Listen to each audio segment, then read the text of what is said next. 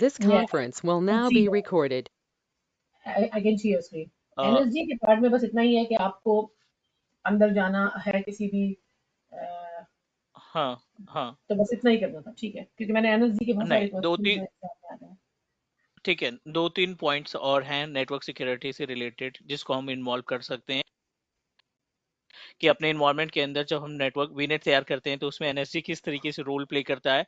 Concept हमने clear किया था कि 65,535 logical IP address logical port number हमें अवेलेबल मिलते हैं नेटवर्क सिक्योरिटी ग्रुप के अंदर, जिसमें से इनको दो पार्ट में कैटेगराइज किया गया है, inbound and outbound. Inbound responsible to distribute the services and outbound responsible to access the services. ये हमने प्रैक्टिकल भी करके देखा था, I think, right. Now another important point जो इंटरव्यूअर हमसे क्वेश्चन पुट अप कर सकता है या एज एज्योर एडमिन हमें आना चाहिए, which is really important for us, how to use NSG. ठीक है, हम एनएसजी को किस तरीके से इस्तेमाल करेंगे। So use in the sense like as if we talk about the usage, तो usage में सबसे important point ये है कि you should know about the work of logical port number। कुछ ऐसे लॉजिकल पोर्ट नंबर हैं जिनकी इंफॉर्मेशन हमें आनी चाहिए, जिनकी डिटेल्स हमें मालूम होनी चाहिए, right. So let me help you to understand about some important protocols जिनके लॉजिकल पोर्ट्स काम करते हैं, जिनको हम अपने इन्वायरमेंट में एनएसजी के लिए कॉन्फ़िगर कर सकते हैं। Okay, so let me help you to understand about, I am going to start from very basic. FTP, I hope कि इसमें से बहुत सारे प्रोटोकॉल्स आपको पता होंगे। FTP, SSH, not SHH, SSH.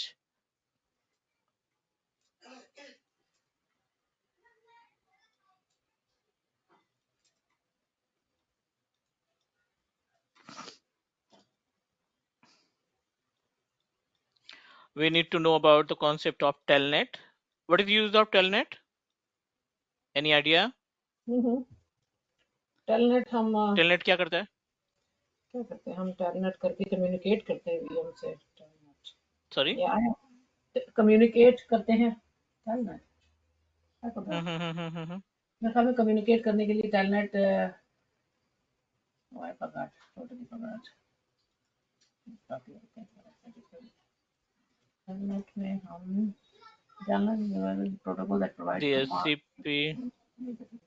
अच्छा हाँ, हाँ सही है, रिमोट डिवाइस को कम्युनिकेट करने के लिए हम जो है वो यूज करते हैं किसी भी रिमोट डिवाइस को कम्युनिकेट करने के लिए टेलनेट। अच्छा हाँ, डीएनएस है, डीएचसीपी, आरडीपी है, एसक्यूएल, हाँ आईडिया है इसके, मुझे शायद पोर्ट नंबर याद नहीं हो, लेकिन ये मुझे मालूम है। एफटीपी क्या करता है, फाइल ट्रांसफर करता है। एसएसएच हम ओपन करते हैं जब हम किसी लिनक्स के को एक्सेस करना चाहते हैं, हम ESXi हम्म मोस्टली। टेलनेट तो कम्युनिकेट करने के लिए किसी रिमोट को, डीएनएस है नेम, डीएचसीपी और आईपी, आरडीपी जो है वो रिमोट एक्सेस के लिए करता है, सीक्वल जो है डेटाबेस के लिए। तो उसके याद डेटाबेस के तो लिए, right. So actually we are a administrator, we are representing ourselves as a Azure administrator। तो अब सिक्वल के बंदे को भी आपको टेक केयर करना पड़ेगा। जो बंदा टेलनेट पे चीजों को मैनेज करना है उसकी भी रिस्पॉन्सिबिलिटी हमारी होगी। So whenever we create our Azure virtual machine over a portal, आपको सिर्फ और सिर्फ एक पोर्ट मिलता है, only one port applicable for are enable on your Azure virtual machine. ठीक है, और can you please just give me 2 minutes? I'm getting call from my home, so just give me 1 minute, please. ठीक है, ठीक है।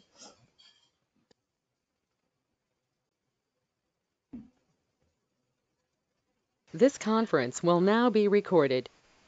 Okay, so these all are the type of protocol, but you should know about the port number. Port number means I'm talking about the logical port number, because जितने भी network के important protocols हैं, they all are work with the help of a particular logical port number। जैसे FTP का port number होता है 21, SSH का port number होता है 22, टेलनेट होता है 23, DNS होता है 53, DHCP 67 फॉर सर्वर और 68 फॉर क्लाइंट।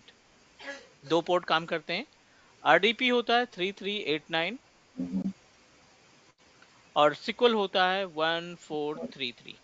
ठीक है, these all are the logical port। why we need to keep in mind, अगर हम एनएसजी कॉन्फ़िगर कर रहे हैं तो we should know about, client कहता है कि मैं एफटीपी सर्विस नहीं एग्जीक्यूट कर पा रहा हूँ। For example you shared one virtual machine to any client, और क्लाइंट ने क्या किया, फटाफट से जा करके आईआईएस सर्विस से एफटीपी कॉन्फ़िगर कर दिया और एफटीपी के फोल्डर लोकेशन को उसने मैप करा दिया पब्लिक आईपी एड्रेस या फिर किसी पर्टिकुलर डोमेन नेम पे, जिससे हमारे वर्ल्ड वाइड से बंदे अपने डेटा को उस पर्टिकुलर लोकेशन में रख सकें, राइट?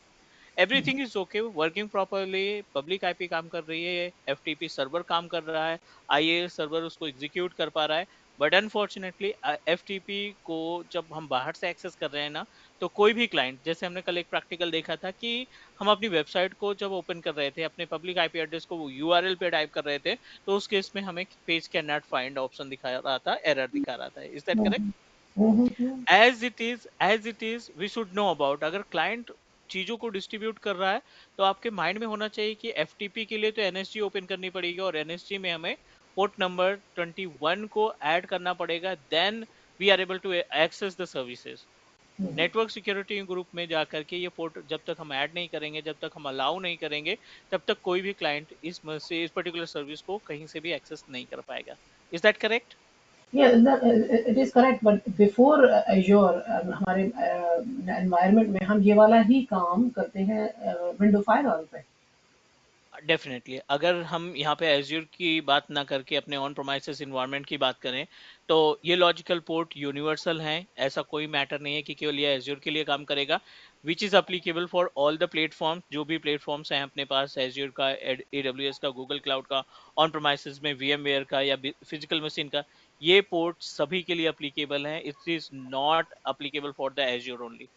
तो नाउ माय क्वेश्चन इज कि आपके विंडो आपने इंस्टॉल की है उस पे तो ऑलरेडी एक फायरवॉल है, तो क्या उसको डिसेबल करके एनएसजी को इनेबल किया जाता है, क्या कैसे होता नो है दोनों नो का? No no no no no no, firewall, Windows का फायरवॉल उतना ज्यादा इम्पैक्ट नहीं करता सिक्योरिटी को मैनेज करने के लिए।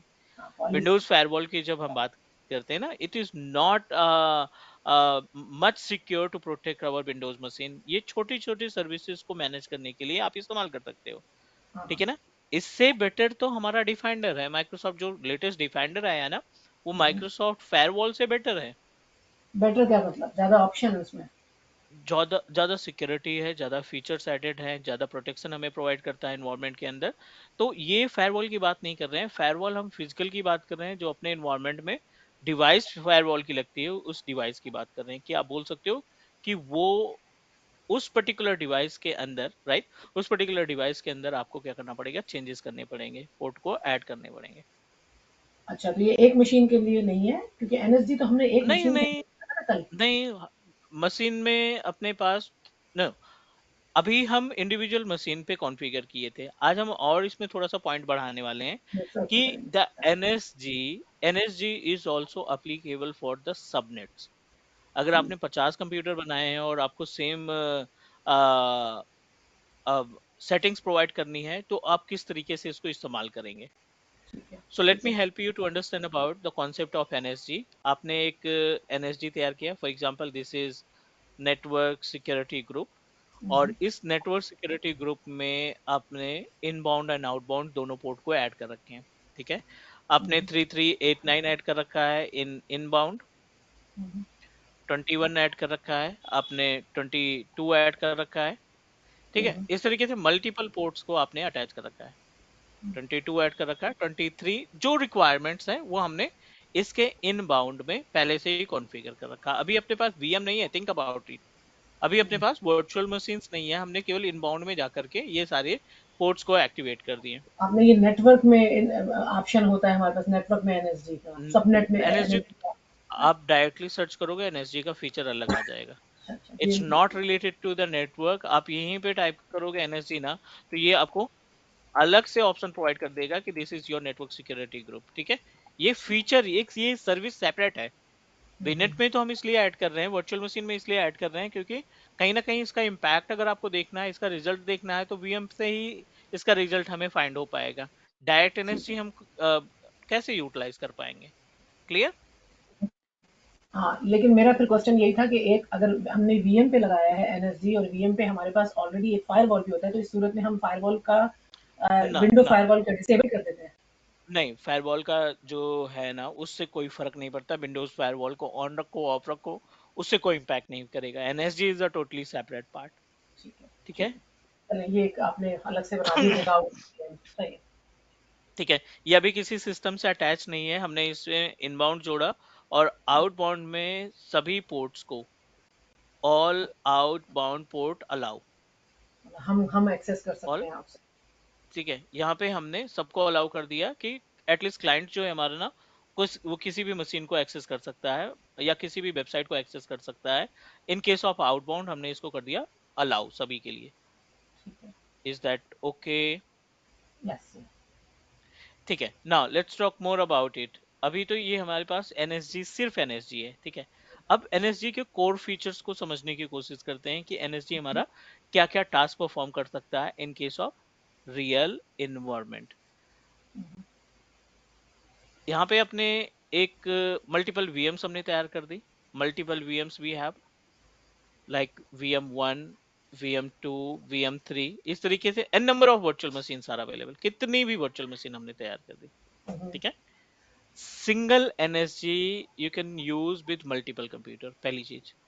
लेकिन ध्यान रखना, पहले आप एनएसजी बनाओगे, वीएम बाद में बनाओगे। अगर आपने वीएम के साथ एनएसजी बनाई तो आपको फिर से अलग से काम टास्क परफॉर्म करना पड़ेगा। लेकिन अभी अगर आप अच्छा। एनएसजी पहले से बना दी तो आप जब वीएम क्रिएट करोगे ना, तो उस वीएम के साथ आप अटैच करते चले जाएंगे बस। ठीक है, ठीक है ना, जिससे हमारा टाइम बच जाएगा कि हमारे पास अगर 1000 भी वर्चुअल मशीन है ना, तो हम सेम एनएसजी पे सेम सेटिंग्स प्रोवाइड कर देंगे और जो उसकी रिक्वायरमेंट होगी, जो उस पर्टिकुलर इनबाउंड और आउटबाउंड की सेटिंग होगी, उसके अकॉर्डिंग आपका इन्वायरमेंट काम करना स्टार्ट कर देगा। डन। सो एक चीज तो क्लियर हो गया कि एनएसजी को हम वीएम के साथ अटैच कर सकते हैं, और दूसरा हमारे पास इंपॉर्टेंट पॉइंट है कि जो हम सबनेट बनाते हैं, राइट। हमने वीनेट बनाया और वीनेट आपका तभी काम में आएगा जब आप वीनेट के अंदर क्या अटैच करते हैं, सबनेट अटैच करते हैं, क्योंकि जो आपकी वर्चुअल मशीन है ना, वो सबनेट में कनेक्ट होती है, ना कि वीनेट में कनेक्ट होती है। Got it what I am saying? है। I didn't get what you said, but ये मुझे पता है कि वीनेट के उसका क्लास बताने के लिए हम सबनेट मास्क बनाते हैं, लेकिन हमारी वीएम से कनेक्ट नहीं होती है, सबनेट से कनेक्ट होती है वीएम हाँ, network. वीनेट subnet is a part of वीनेट, और जो वर्चुअल मशीन अटैच होती है वो हमारे वीनेट के अंदर कनेक्ट हो, सबनेट के अंदर कनेक्ट होती है। अब मान लीजिए सबनेट में आपने 24 आईपी एड्रेस मेंशन कर रखा है। ठीक है, 24 आईपी एड्रेस यूजेबल है। इट मींस दैट आप अपने सबनेट में 24 डिफरेंट डिवाइसेस यानी वर्चुअल मशीन्स को आप डायरेक्टली कनेक्ट करा पाएंगे। Is that correct? जितनी करेक्ट। आईपी एड्रेस, जितने नंबर ऑफ आईपी एड्रेस, उतने नंबर ऑफ वर्चुअल मशीन्स को हम इसके साथ कनेक्टिविटी प्रोवाइड कर सकते हैं। ठीक इज दैट फाइन? है। ठीक है, now again let's talk about, तो जो वीनेट है ना, जो एनएसजी है, नेटवर्क सिक्योरिटी ग्रुप है, we can use our network security group to connect with our virtual machine, और साथ ही साथ आप अपने एनएसजी को ना वीनेट के साथ भी कनेक्ट करा सकते हैं। मतलब वीनेट का मतलब है कि आपका एक ग्रुप है, this is the room, right. और ये सबनेट है, basically this is the subnet. और इस रूम पे आपने एक लॉक लगा दिया, एक डोर लगा दिया। The name of door is NSG. NSG.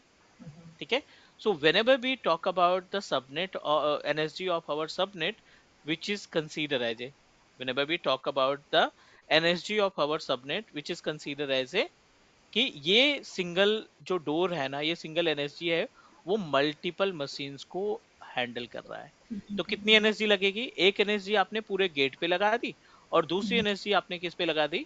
अपने वर्चुअल मशीन पे। Is that clear? मतलब तो वीएम एक के पास, एनर्जी वही आप अपने मेन सबनेट पे भी लगाएंगे और वही आप इंडिविजुअल मशीन पे भी लगाएंगे? नहीं, इट्स नॉट नहीं ना? मैंडेटरी। नहीं नहीं। वो अपने लग गया ऊपर तो बस। रिक्वायरमेंट के अकॉर्डिंग आपको देखना पड़ेगा। ठीक है। सही। आपको उसको अपने रिक्वायरमेंट के अकॉर्डिंग आपको देखना पड़ेगा। रिक्वायरमेंट इसका मतलब ये है कि अगर आप केवल वीएम से वीएम के बीच में चीजों को शेयर कर रहे हो, ठीक है, वर्चुअल मशीन्स के बीच में अगर आप चीजों को शेयर कर रहे हो, तो उस केस में क्या होगा कि इस केस में सबनेट का काम नहीं आएगा। जो सबनेट का एनएसजी है वो पिक्चर में नहीं आएगा। They are able to communicate to each other with the help of VMs NSG, virtual machine NSG के थ्रू आप कनेक्टिविटी प्रोवाइड कर देंगे। लेकिन अगर आप बाहर के सिस्टम से कनेक्टिविटी चाहते हैं तो आपको एनएसजी सबनेट की एनएसजी को भी कॉन्फ़िगर करना पड़ेगा ताकि आपके कम्युनिकेशन बाहर के सिस्टम से करा सकें। तो इसमें टीसीपी और यूडीपी का ऑप्शन आता है ना। करेक्ट। तो इंटरनल के लिए जो होगा वो यूडीपी में कर देंगे और बाहर टीसीपी के लिए। करेक्ट। ठीक है। Is that okay about the network security group concept? जी आ गया।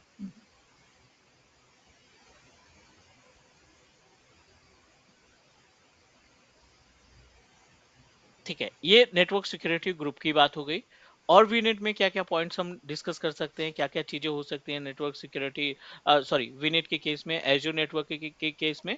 तो एज्योर नेटवर्किंग के केस में another important point is configure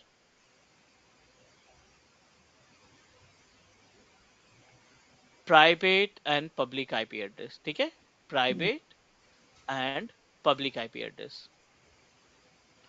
as we know that जब भी हम कोई वीनेट बनाते हैं, जब भी कोई वीनेट के अंदर सबनेट डिसाइड करते हैं, ऑटोमेटिक उस रेंज के अकॉर्डिंग आपके वर्चुअल मशीन को आईपी एड्रेस मिलना स्टार्ट हो जाती है डे वन से, जैसे आप वीएम क्रिएट करेंगे।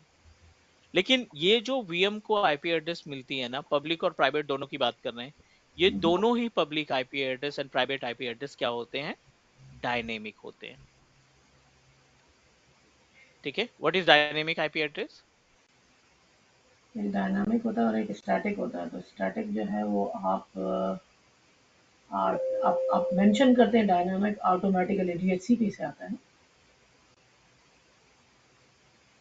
स्टैटिक हाँ, में आप तो इसमें मैन्युअली आप डालते हैं। डिफरेंस क्या है? Difference, just wanted to know about the difference. Difference ये है कि डायनामिक में वो चेंज हो जाएगा, मशीन रिबूट होगी क्योंकि आपके पास एक रेंज है। तो डायनामिकली जो भी अवेलेबल होगा वो आईपी मिल जाएगा वीएम को। लेकिन स्टैटिक में ये होगा जो आपने डाल दिया तो फिर वो उसके लिए हार्ड कोडेड हो जाएगा। ठीक है, अगर हम कोई ऐसी सर्विस एग्जीक्यूट कर रहे हैं, ठीक है, जैसे वेब सर्वर की बात कर लें, या हमने कोई सिक्वल सर्वर इस्टेब्लिश कर रखा है, सो डेफिनेटली उस केस में हमें अपनी आईपी एड्रेस को क्या रखना पड़ेगा? स्टैटिक रखना स्टैटिक पड़ेगा। चेंज क्योंकि करके डायनेमिक में अगर आईपी एड्रेस चेंज होगी तो definitely it will impact to our business, it will impact to our web services, या जो भी सर्विसेज हम यूज कर रहे हैं ना, उसके ऊपर इसका डायरेक्टली इम्पैक्ट पड़ेगा। करेक्ट। सो एज ए बिल्कुल। एडमिन इट्स आर रिस्पॉन्सिबिलिटी कि हमें मालूम होना चाहिए कि स्टैटिक आईपी एड्रेस प्राइवेट के लिए या dynamic static IP address public के लिए किस तरीके से हम कॉन्फ़िगर करते हैं। तो let me show you the step how we can configure. उसके बाद फिर हम मूव करेंगे अपने डीएनएस वाले पार्ट पे थोड़ा सा, और then will discuss about the VNet peering और फिर लोड बैलेंसिंग का एक कॉन्सेप्ट। वीनेट पे एक मशीन पे आप स्टैटिक आईपी एड्रेस डालेंगे। हाँ जी, जो वर्चुअल हाँ। मशीन है उसकी आईपी एड्रेस को हम स्टैटिक बनाने वाले हैं। ठीक है, तो स्टैटिक का मतलब ये नहीं कि आप ncpa.cpl करके उसकी आईपी एड्रेस कॉन्फ़िगर करेंगे, IPv4 में जाएंगे। अगर हम ऐसा करते हैं तो we will loss the connection. हमें वीएम की प्रॉपर्टीज पे जाना है, बट एज्योर पोर्टल के थ्रू, ना कि आरडीपी के जरिए। ठीक अच्छा है, तो अच्छा। आप वर्चुअल मशीन्स की प्रॉपर्टीज पे आ गए हैं अभी, एंड वर्चुअल मशीन्स की प्रॉपर्टीज पे जाने के बाद we need to click on networking setting, network settings. Under the network setting जहाँ पे हमने अपने एनएसजी को कॉन्फ़िगर किया था, same location will give us, same location can help us to configure the IP address, configure the IP address static और dynamic की। यहाँ पे आपको जाना है अपने इथरनेट पार्ट पे। This is the Ethernet cable, Ethernet adapter web something 687, और इसकी प्रॉपर्टीज में जाकर के आपको आईपी एड्रेस कॉन्फ़िगरेशन का पैनल आ जाएगा। We need to click on IP configuration, और इस आईपी कॉन्फ़िगरेशन के अंदर यू कैन फाइंड स्टैटिक और डायनेमिक आईपी एड्रेस दोनों मिल जाएंगे। अभी आप देखिए आपका प्राइवेट आईपी एड्रेस भी डायनेमिक दिखाई पड़ रहा है, और पब्लिक आईपी एड्रेस तो डायनेमिक है ही है, क्योंकि जब भी हम डिफॉल्ट वीएम बनाते हैं आपकी जो आईपी एड्रेस होती है डायनेमिक ही अवेलेबल होती है। आप इस पे क्लिक करिए प्रिफर्ड आईपी एड्रेस पे, आईपी कॉन्फ़िगरेशन के पैनल पे। ये विजार्ड ओपन करेगा, and our responsibility to fix that. हमें क्या करना है? प्राइवेट आईपी एड्रेस को फिक्स कर देना है। ठीक है, और ये अपने पास पब्लिक आईपी एड्रेस है। आप जब क्रिएट करेंगे, if you want to create another IP address, so you just need to click on the create another IP address, और इस केस में आप अपने आईपी एड्रेस को क्या कर सकते हैं, स्टैटिक में कन्वर्ट कर सकते हैं। बाय डिफॉल्ट आपकी जो आईपी एड्रेस बनेगी वो स्टैटिक आएगी, डायनेमिक का ऑप्शन ही नहीं आएगा, क्योंकि आप इसको फिक्स कर रहे हो। Got it what I am saying? No, because you already have ठीक है, dynamic. बट इसमें थोड़ा सा कॉस्टिंग आपको ध्यान में रखना पड़ेगा। डायनेमिक आईपी एड्रेस कॉन्फ़िगर करने के पहले मेक श्योर कि आपको कॉस्टिंग के बारे में आइडिया है। कि वो ठीक है, एक डेडिकेटेड असाइन करेगा तो चार्ज करेगा ज़्यादा। हाँ, इसमें दो तरीके के चार्जेस मिलते हैं आपको। एक चार्जेस ये है कि आपको रेंट देना पड़ेगा, दूसरा चार्जेस ये है कि आपको अकॉर्डिंग टू द कम्युनिकेशन जितना आप डेटा ट्रांसफर करेंगे एक मशीन से दूसरी मशीन पे या डाउनलोडिंग करेंगे, उस डाउनलोडिंग के अकॉर्डिंग आपको पेमेंट देना पड़ेगा। हुँ, ठीक है। ठीक है, अभी क्या है, नॉर्मली अगर हम बात करें तो नॉर्मली आपको पेमेंट किस तरीके से देना पड़ता है, नॉर्मली आपको पे करना पड़ता है according to the usage, according to the data communication. Rent कोई नहीं देना पड़ता। ठीक है, बट अगर आप स्टैटिक आईपी कर देते हैं तो definitely you have to pay the amount. Right, क्योंकि ओन कर रहे हैं ना आप इसको, कोई और यूज़ नहीं हम्म, करेगा फिर इसको। ठीक है।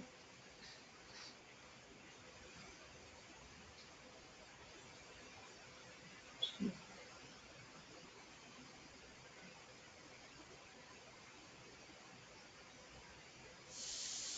ठीक है, can we proceed for next? Yes please.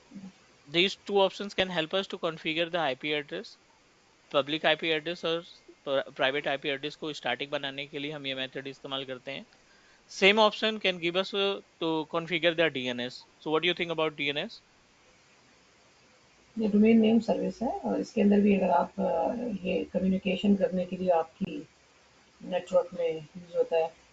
Without DNS you hmm, can not communicate. और ये करता है नेट बायोस नेम से कन्वर्ट आईपी एड्रेस का की कम्युनिकेशन के लिए होता है। ठीक है, डीएनएस क्या करता है कि अगर आप अपने इस सिस्टम के ऊपर, राइट, अगर आप अपने इस सिस्टम पे कॉन्फ़िगर करना चाहते हैं active directory services, if you want to set up the active directory domain services, so उस केस में जब आप एडी कॉन्फ़िगर करेंगे तो इस केस में you must need to configure the DNS IP address, because DNS के केस में अगर आप डीएनएस नहीं कॉन्फ़िगर करेंगे तो definitely it will impact to our naming services. जो भी नेम रिजॉल्वर होगा वो नेम रिजॉल्व नहीं कर पाएंगे। क्लियर? दोनों करता है आईपी से नेट बायोस और नेट बायोस से आईपी, राइट? हाँ, दोनों के वाइस वर्सा ये कम्युनिकेट कराने का काम करता है। ठीक है यहाँ तक? Next, so another important point ये हो गया अपने पास related to the basic understanding.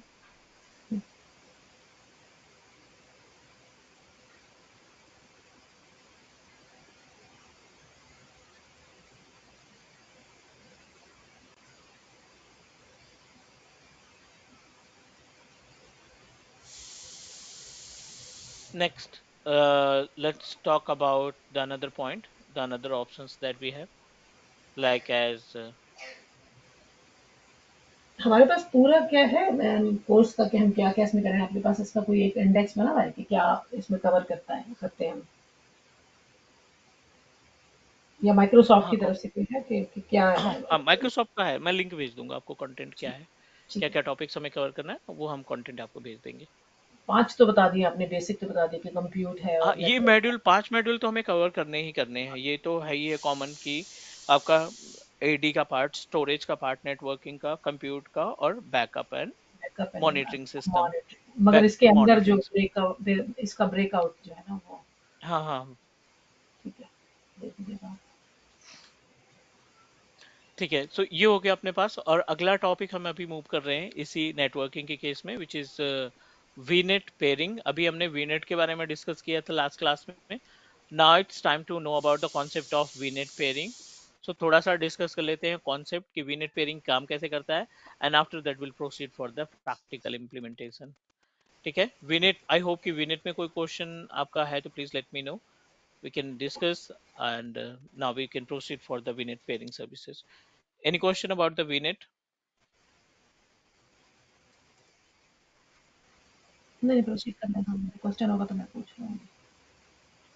ठीक है, so now we need to वीनेट pairing configure. जैसे 2 मशीनें दोनों को कम्युनिकेट करने के लिए होती है ना? सॉरी। वीनेट पेयरिंग मतलब अगर आप दो वीएम्स बनाते हैं तो दो वीएम्स आपस में कैसे कम्युनिकेट करेंगे उसके लिए होती है ना, पेयर बनाते हैं उसमें। बोल सकते हैं, बट इसमें अपने पास दो वीनेट हैं, ठीक है, और दोनों वीनेट की जो आईपी एड्रेस है ना वो डिफरेंट क्लास की है। थिंक अबाउट, यहाँ पे हमने एक वीनेट बनाया विच इज वीनेट ए, और दूसरा हमने बनाया वीनेट वी,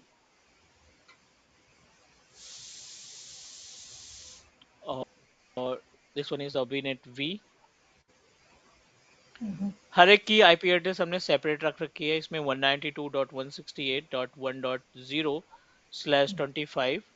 दूसरी आईपी एड्रेस हमने 172.16.1.0/25, ठीक है।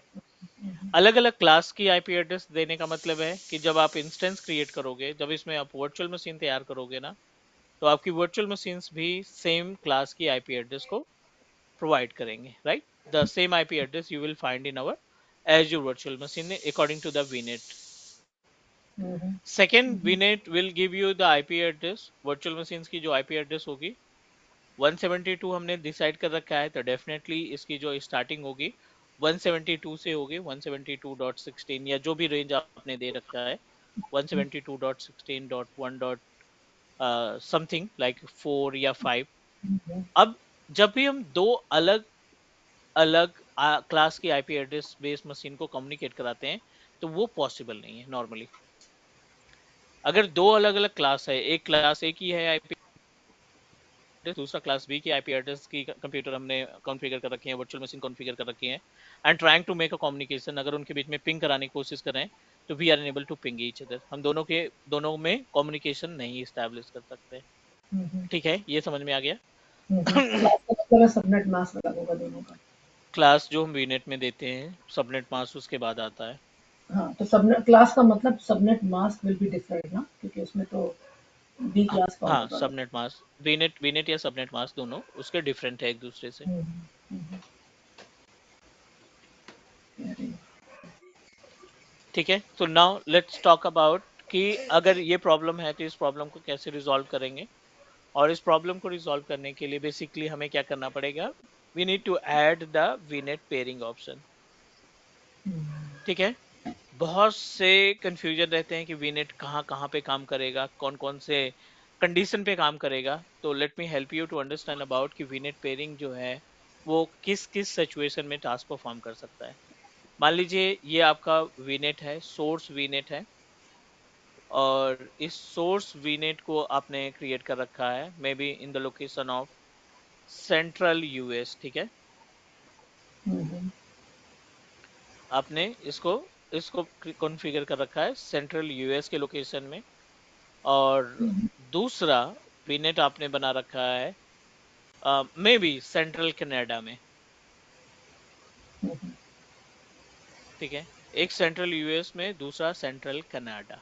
इट मींस दैट दोनों की लोकेशन, जियोग्राफिकल लोकेशन या रीजियन इनके चेंज हो चुके हैं, इनका जोन चेंज हो चुका है।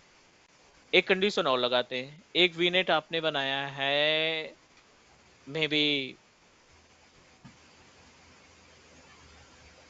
डिफरेंट अकाउंट, ठीक है। ये आपका डिफरेंट अकाउंट एज्योर पोर्टल के अकाउंट से, जैसे आपका एक अकाउंट है, एक मेरे पास अकाउंट है, तभी वीनेट पेयरिंग पॉसिबल है। और same account and same location में तो पॉसिबल है ही है।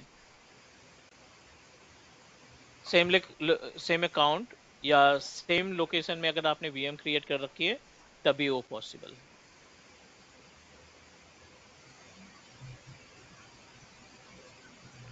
ठीक है, तो what you need to do, अब इनके बीच में जो पेयरिंग स्टैब्लिश होगी, वो हम सक्सेसफुली क्या कर सकते हैं, किसी भी लोकेशन में रखी हुई वर्चुअल मशीन को हम अपने वर्चुअल मशीन से एज्यूर वीएम के साथ क्या करा सकते हैं, कम्युनिकेट करा सकते हैं।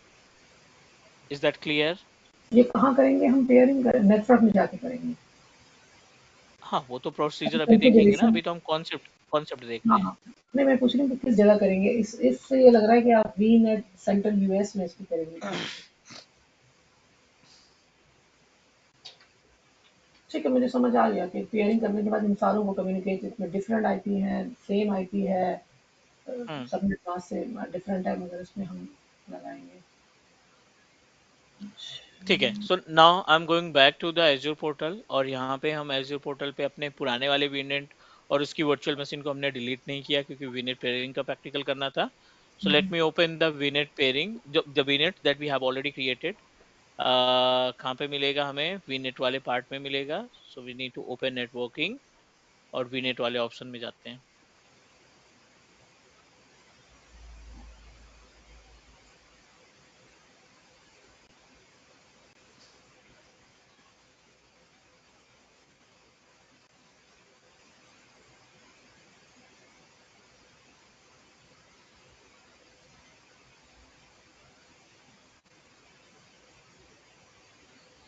ओपन नेटवर्क पार्ट, एंड यहाँ पे हमें वर्चुअल नेटवर्क पे क्लिक करना है। We just need to identify कि क्या क्या अपने पास अवेलेबल है यहाँ पे। एक वीनेट पहले से है, दूसरा वीनेट हमें तैयार करना है, दूसरी वर्चुअल मशीन भी हमें क्रिएट करनी है क्योंकि दो वीनेट चाहिए हमें पेयरिंग का प्रैक्टिकल कंप्लीट करने के लिए। सो क्लास वीनेट हमने कल बनाया था और इस क्लास वीनेट को हमने सेंट्रल यूएस में रख रखा है, और इस क्लास वीनेट के अंदर एक वर्चुअल मशीन को भी अटैच कर रखा है, राइट। और हमने आई थिंक 192 की सीरीज की आईपी एड्रेस कॉन्फ़िगर की थी अपने एग्जिस्टिंग वीनेट में। So I am going to जी क्रिएट अनदर वीनेट, एक दूसरा वीनेट बनाते हैं सेम लोकेशन में। और इसमें जो आईपी एड्रेस की रेंज है वो हम क्लास सी की जगह क्लास बी का इस्तेमाल करने वाले हैं। ठीक है। AVT class, let me check the subscription, क्या है इसका subscription.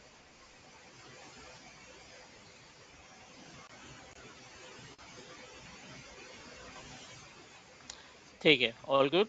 Just need to create VNet second. Training VNet बना रहे हैं, पहले हमने क्लास वीनेट बनाया था, इस बार हम ट्रेनिंग वीनेट बना रहे हैं। सेंट्रल यूएस लोकेशन रख रहे हैं, नेक्स्ट करेंगे, नेक्स्ट करेंगे। ये आईपी एड्रेस नहीं चाहिए हमें, हम 172 की रेंज को कॉन्फ़िगर करने वाले हैं। 172.16.1.0 स्लैश करके डेफिनेटली हम यहाँ पे 25 ही ऐड कर देते हैं। 128 आईपी एड्रेस मिल गया, ये आपका कोर एड्रेस है, एड्रेस स्पेस जिसको बोलते हैं। और सबनेट में डिफॉल्ट सबनेट की जगह पे हम अपना पर्सनल सबनेट क्रिएट करेंगे। I don't want to go with the default subnet, तो नाम भी दे देते हैं ट्रेनिंग सबनेट। पूरा स्पेस हमें कंज्यूम करना है, तो I am going to proceed with /25 और ऐड कर देंगे। रिव्यू एंड क्रिएट, जैसे ही हमारा वीनेट रेडी होता है हम इसमें क्या करने वाले हैं, एक इंस्टेंस अटैच करेंगे ताकि प्रैक्टिकली हम प्रूव कर सकें कि वीनेट पेयरिंग के थ्रू हम दो अलग आईपी एड्रेस की मशीनों के बीच में कम्युनिकेशन करा सकते हैं। This is the actual usage of our VNet peering service. Is that clear? ठीक है, तो ये इन प्रोग्रेस है। जैसे ही हमारा वीनेट रेडी हो जाता है दूसरा वाला, हम प्रोसीड करेंगे वर्चुअल मशीन्स के लिए। Will create a virtual machine, और उस वर्चुअल मशीन के बाद दोनों ही इंस्टेंस का, दोनों वर्चुअल मशीन का आरडीपी एक्सेस करने के बाद will try to make a communication between each other. दोनों के बीच में हम एक बार कम्युनिकेशन चेक करेंगे। Now let's talk about the setup. क्या हम सेटअप बनाने वाले हैं? तो सेटअप क्लियर है, हमारा एक क्लास वीनेट है पहले से,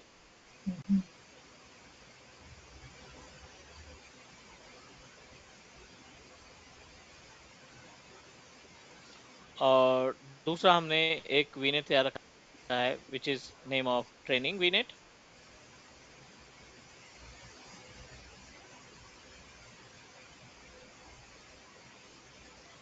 क्लास वीनेट और ट्रेनिंग वीनेट दो अवेलेबल है, and the IP address that we decided 192.168.1.0/25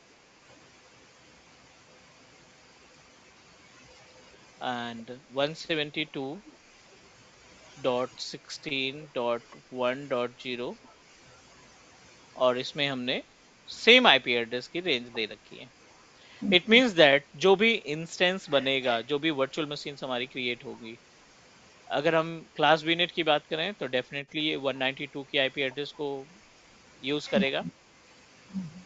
192.168.1.4 और मे बी कि इसकी जो आईपी एड्रेस हो 172.16.1.4।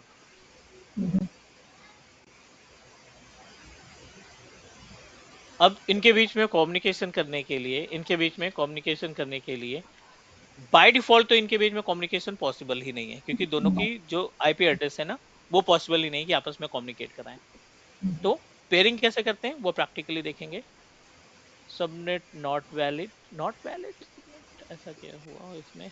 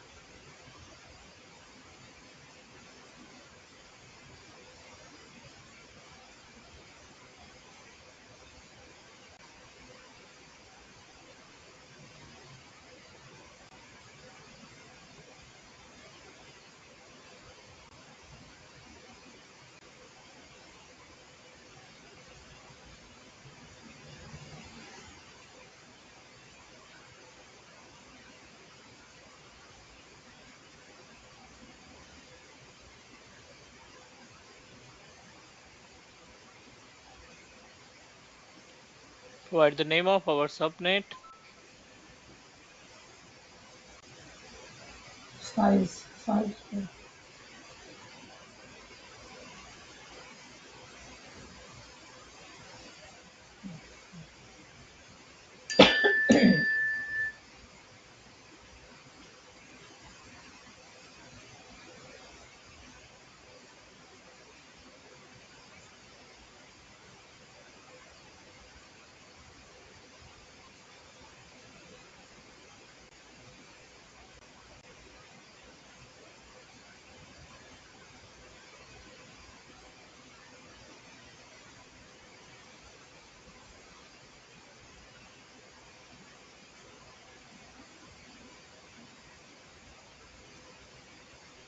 Once our subnet is ready, उसके बाद ही हम वर्चुअल मशीन को अटैच कर पाएंगे, and then will discuss about the procedure कि पेयरिंग को कैसे सेटअप किया जा सकता है, बीनेट पेयरिंग को कैसे हम मैनेज कर पाएंगे।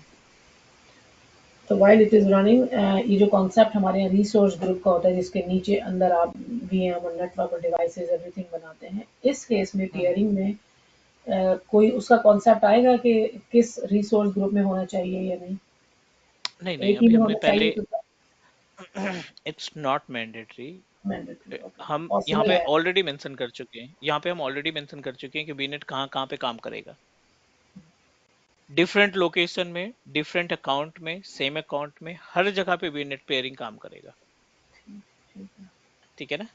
इट्स नॉट मैंडेटरी कि एक ही लोकेशन में होगा तभी काम करेगा, no, which is applicable for the all the location. चलिए, वीनेट रेडी हो चुका है, फटाफट से दूसरा इंस्टेंस क्रिएट करते हैं, दूसरी वर्चुअल मशीन क्रिएट करते हैं, ताकि हम लाइव प्रैक्टिकल देख सकें, वीनेट पेयरिंग को कॉन्सेप्ट देख सकें कि किस तरीके से काम करता है ये।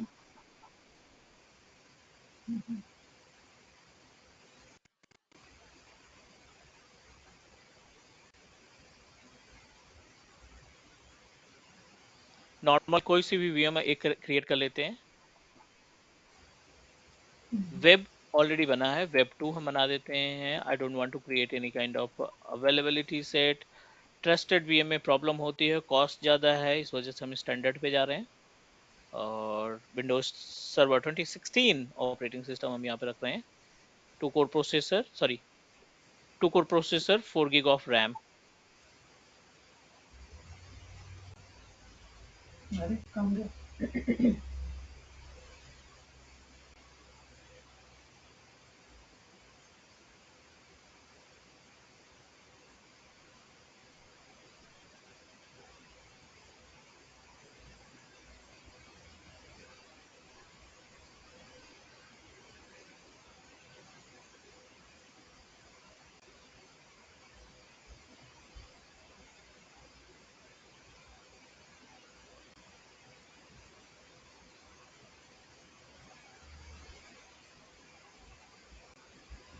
3389 पोर्ट इनफ है हमारे लिए, मीन्स आरडीपी ही एक्सेस करना है।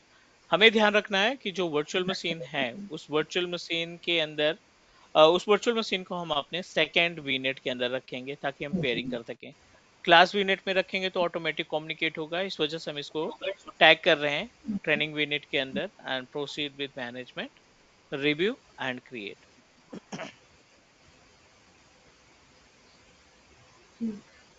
दो नेटवर्क में different.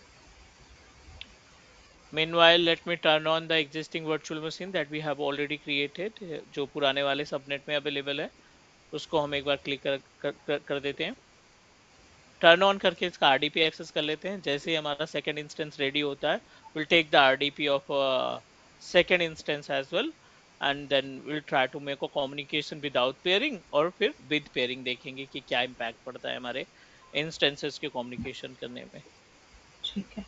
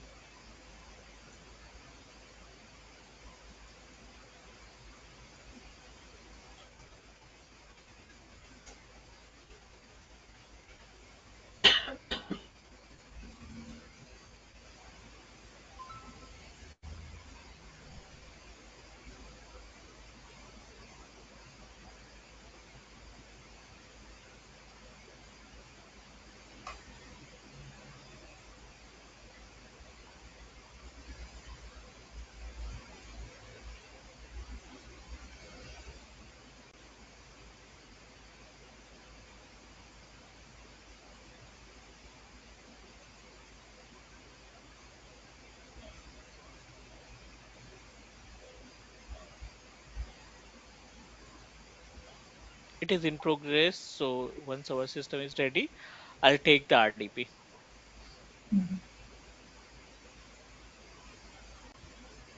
Second instance is ready to use. Let me take RDP, or then see the communication। दोनों के बीच में पिंग करा के चेक करते हैं कि क्या ये आपस में पिंग हो रहे हैं या नहीं।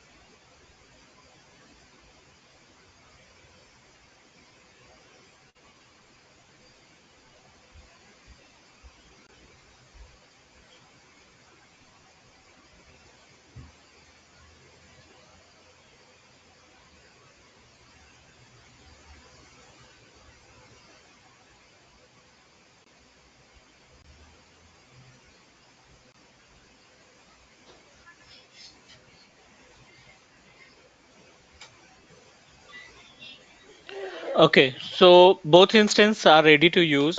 I'm going to check the private IP address. वैसे 172 की एक IP address होगी, एक को 192 का IP address असाइन हुआ होगा.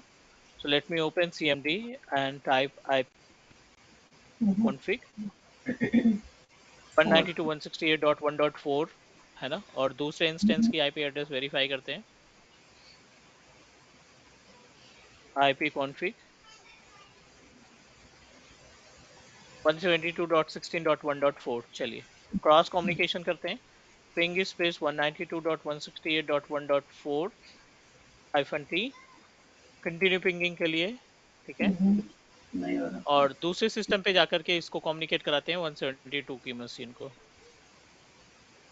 पिंग स्पेस 172.16.1.4 -t वेट करते हैं. दोनों में RTO आ रहा है, रिक्वेस्ट टाइम आउट आ रहा है. It means that we are unable to make a communication to each other.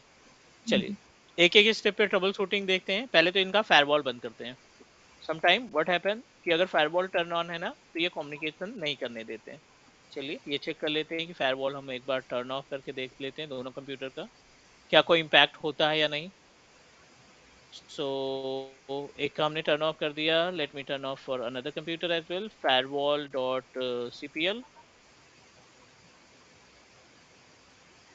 Turn off firewall. यहाँ पे हमने टर्न ऑफ किया एंड ओके. चलिए कोई फर्क नहीं पड़ा. यहाँ पे कम्युनिकेशन नहीं होगा because of range of IP address, class of IP address दोनों ही डिफरेंस है एक दूसरे से बहुत ज्यादा. राइट, पूरी की पूरी क्लास चेंज है तो डेफिनेटली कम्युनिकेशन पॉसिबल नहीं है. अब क्या आता है, वीनेट पेयरिंग आता है. तो आप किसी भी वीनेट की प्रॉपर्टीज में आ जाओ, क्लास या training, it's up to you. आप किसी भी वीनेट की प्रॉपर्टीज को ओपन करेंगे and in the properties of VNet will find the option of peering option. ठीक है, तो let me open our VNet peering, VNet option and then proceed for the VNet peering. Number of VNet we have already created, class and training. किसी को भी source मान लो, किसी को भी डेस्टिनेशन मान लो. क्लास को हम सोर्स मान रहे हैं और ट्रेनिंग को destination. In the class VNet properties DNS के जस्ट डाउन साइड पे पेयरिंग्स का ऑप्शन है. I am going to click on peerings और यहाँ पे ऐड पेयरिंग पे जाएंगे. यहाँ पे ध्यान देना है हमें क्योंकि कुछ ऑप्शंस हैं जो आपको अलग लोकेशन में रखे हुए वीनेट से कम्युनिकेट कराने का काम करते हैं. पहला, आप नाम दे दीजिए. यहाँ पे कोई सा भी नेम दे सकते हैं. Test peering, it's up to you. और ये पेयरिंग है आपकी क्लास वीनेट की प्रॉपर्टीज में. What you want to do, allow class vnet receive forwarded traffic from the paired vnet, virtual network. Allow gateway, enable the vnet to use paired network, remote gateway. ये तीन नए feature अभी recently azure ने add किए हैं जो आप अपने अकॉर्डिंग कस्टमाइज कर सकते हैं. पहले ये फीचर नहीं थे तो प्रॉब्लम क्या आती थी कि एक गेटवे बना के, एक रिमोट गेटवे बना करके हम कितने भी वीनेट हैं हर एक वीनेट की वर्चुअल मशीन को कम्युनिकेट कर पाते थे. सॉरी, इस केस में कर पाते हैं. पहले ये ऑप्शन नहीं था तो हमें हर एक वीनेट को क्या करना पड़ता था, आपस में फुल परमिशन देनी होती थी. अब जैसे यहाँ पे हमें इनके बीच में फॉरवर्डेड नहीं कॉन्फ़िगर करना है तो ये अनचेक कर देंगे. बट हमें रिमोट गेटवे चाहिए तो हम इसको चेक मार्क कर देंगे. लेकिन ये जो भी सर्विस चाहिए, फॉरवर्डेड ट्रैफिक क्या होता है? Forwarded traffic in the sense कि जो भी क्लास वीनेट फॉरवर्ड कर रहा है, allow class VNet to receive forwarded traffic. अगर आपके ट्रेनिंग.com पे, ट्रेनिंग वीनेट पे, क्योंकि ट्रेनिंग जो है हमारा वो सेकेंडरी वीनेट बनेगा, ट्रेनिंग पे कोई ट्रैफिक आ रहा है और वो ट्रेनिंग वीनेट क्लास पे फॉरवर्ड कर रहा है ट्रैफिक को. तीन वीनेट मान के चलो, यहाँ पे एबीसी वीनेट ने ट्रैफिक दिया ट्रेनिंग को, ट्रेनिंग ने उठा के सेम ट्रैफिक फॉरवर्ड कर दिया किसको, क्लास वीनेट को. अगर आप ये चेक मार्क करते हैं तो आप फॉरवर्डर इस्तेमाल कर पाएंगे जिस भी वीनेट से आपने अटैच कर रखा है. क्लियर? हमें when we will see, sorry, चलें, अब when we will see कैसे इसको होगा. पहले ये सारा नहीं था तो फिर पहले क्या होता था, आपको फुल नहीं, परमिशन देनी, अब ये सिर्फ फुल फॉरवर्डेड पर वाले। ऑटोमेटिक उन्होंने कुछ नहीं किया, ये तीनों परमिशन पहले भी थी, अभी उन्होंने कस्टमाइज कर दिया कि भाई बंदों को जब जरूरत नहीं है रिमोट गेटवे की तो क्यों दे रहे हैं उनको परमिशन। तो अगेन सिक्योरिटी जा रहा था, इसलिए इन्होंने क्या किया, चीजों को डिवाइड कर दिया। क्लियर? ठीक, हाँ तो जो ऑप्शन आपको चाहिए वो आप केवल चेक मार्क कर देंगे, जो ऑप्शन नहीं चाहिए उसको आप अनचेक कर देंगे। It's up to you. ठीक है, अभी आप साइन अगला कर। ऑप्शन है रिमोट वर्चुअल नेटवर्क। तो रिमोट वर्चुअल नेटवर्क में आप नाम दे देंगे, एक कोई सा भी नाम दे देते हैं, टेस्ट नाम दे देते हैं। अगेन यहाँ पे दो ऑप्शन दिखाई पड़ रहे हैं, रिसोर्स मैनेजर, यस करेक्ट। हम यहाँ पे जो वीनेट तैयार कर रहे हैं रिसोर्स मैनेजर वाला कर रहे हैं। क्लासिक वीनेट पहले होता था, 2017 के पहले जो वीनेट आते थे वो क्लासिक वीनेट कहलाते थे। 2017 के बाद जो वीनेट आते हैं वो आपके आरएम वीनेट कहलाते हैं, रिसोर्स मैनेजर वीनेट कहलाते हैं। क्या क्या है डिफरेंस में? रिसोर्स मैनेजर क्या चीज होती है इसमें? रिसोर्स मैनेजर अपडेटेड पोर्टल की सर्विसेज जो हम इस्तेमाल करते हैं वो आरएम के केस में आते हैं, रिसोर्स मैनेजर के केस में आते हैं। और इसके पहले जो पोर्टल था 2010 टू 2017 जो एज्योर की सर्विसेज थी, उन सर्विसेज को हम ऐसे classic azure classic services consider करते थे। डिफरेंस क्या था, पहले के जो पोर्टल थे उसमें आप कोई भी कमांड या कोई भी ऑटोमेशन सर्विस इस्तेमाल नहीं कर पाते थे। आपके पास क्लाउड सेल नहीं था, आपके पास सीएलआई नहीं था, आपके पास टेम्पलेट नहीं था, जेसन एंड वाईएमएल लैंग्वेज नहीं था। ठीक है। नाउ आरएम आने के बाद हम अपने इन्वायरमेंट को, अपने एज्योर सर्विसेज को with the help of what we can say that with the help of CLI, with the help of PowerShell आसानी से इस्तेमाल कर सकते हैं। This is the actual gap between both. हम इसको इस वक्त आरएम के मॉडल में कर रहे हैं। हम लेटेस्ट 2017 से जितने भी पोर्टल हैं वो आरएम रिसोर्स मैनेजर के केस में ही है।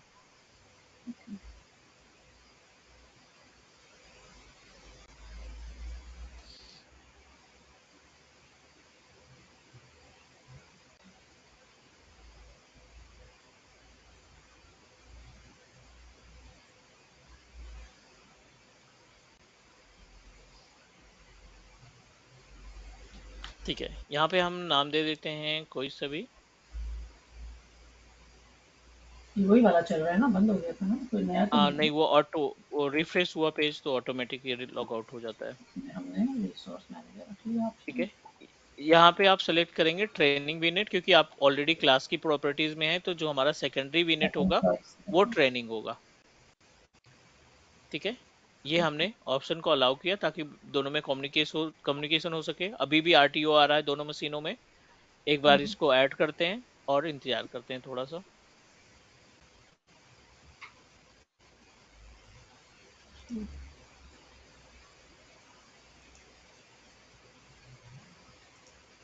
अब इसमें कोई परमिशन कुछ भी नहीं, बस आपने एक नेटवर्क को नेटवर्क से कम्युनिकेट करना बताया। हमने वीनेट्स को वीनेट से कनेक्ट कर दिया, बाकी जो एक्टिविटी है वो एज इट इज है।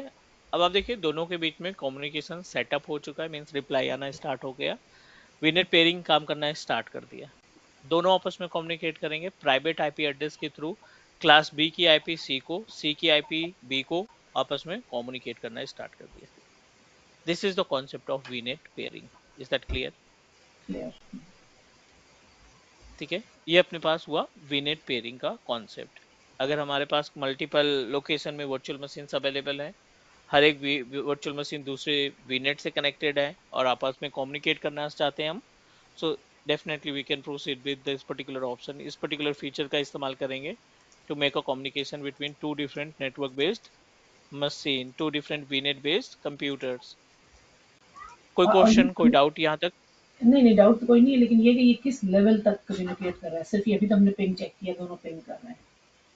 अब हम और भी तो मतलब क्या क्या एक्सेस हो सकता है एक नेटवर्क से दूसरे, वो हम बाद में किसी और चीज पे एनर्जी वगैरह पे करेंगे ना, क्योंकि अभी तो सिर्फ एक नहीं। पिंग करके हमने चेक किया।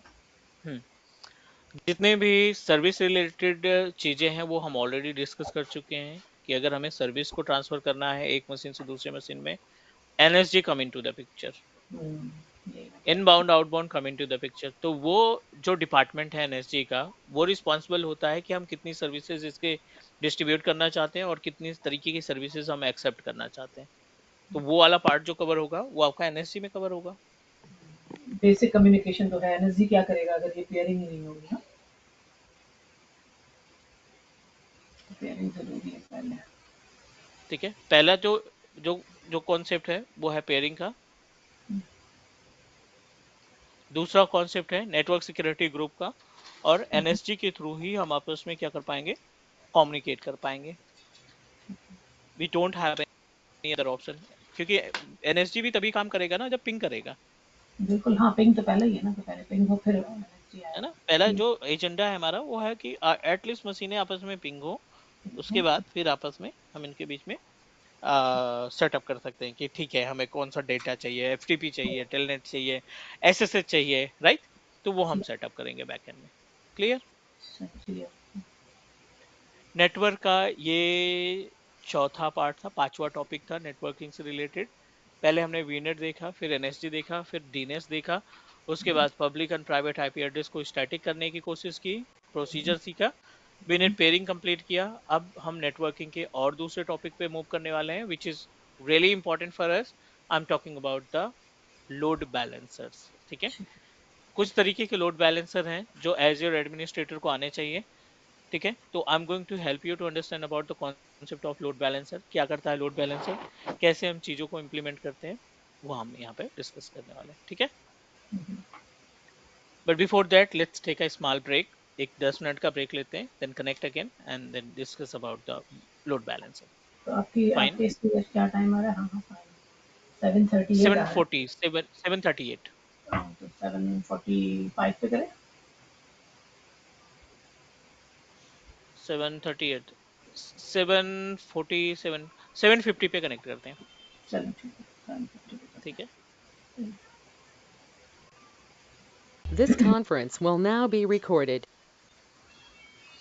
ठीक है, अनदर इम्पोर्टेंट पॉइंट, नेटवर्किंग से रिलेटेड एक और सर्विस है अपने पास which is really important, that help us to manage our traffic, balance the traffic and also help us in case of fail over. अगर कोई प्रॉब्लम आती है हमारे मेन वेब सर्वर पे, the second web server can take care. तो load balancer कहीं ना कहीं फेल ओवर के तरह की भी काम करता है। So I am going to give you the complete details related to the Azure load balancers. ठीक है ना। सो मेनली वैसे तो टोटल 4 तरीके के लोड बैलेंसर है, बट अभी हम यहाँ पे बात करने वाले हैं 2 अलग और इम्पोर्टेंट लोड बैलेंसर के बारे में जो हमारे डे टू डे एक्टिविटी में यूज होते हैं, जो हम डेली बेसिस में इसका इस्तेमाल कर सकते हैं।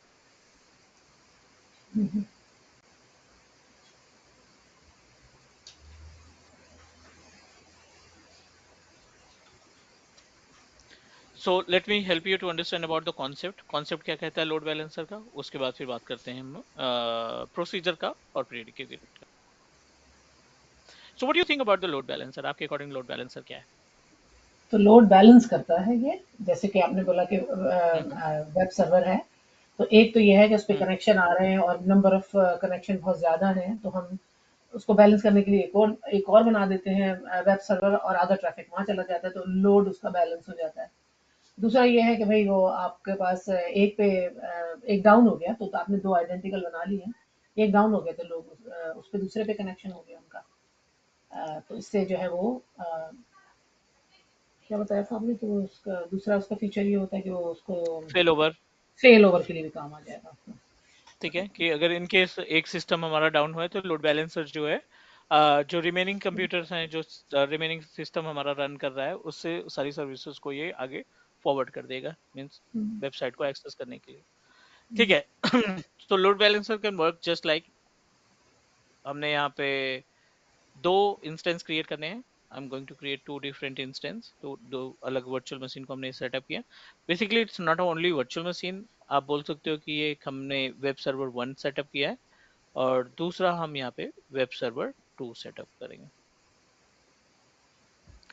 लोड बैलेंसर एक सर्विस है एज्योर की, जिसमें हम क्या करेंगे, अपने दोनों वेब सर्वर को अटैच करेंगे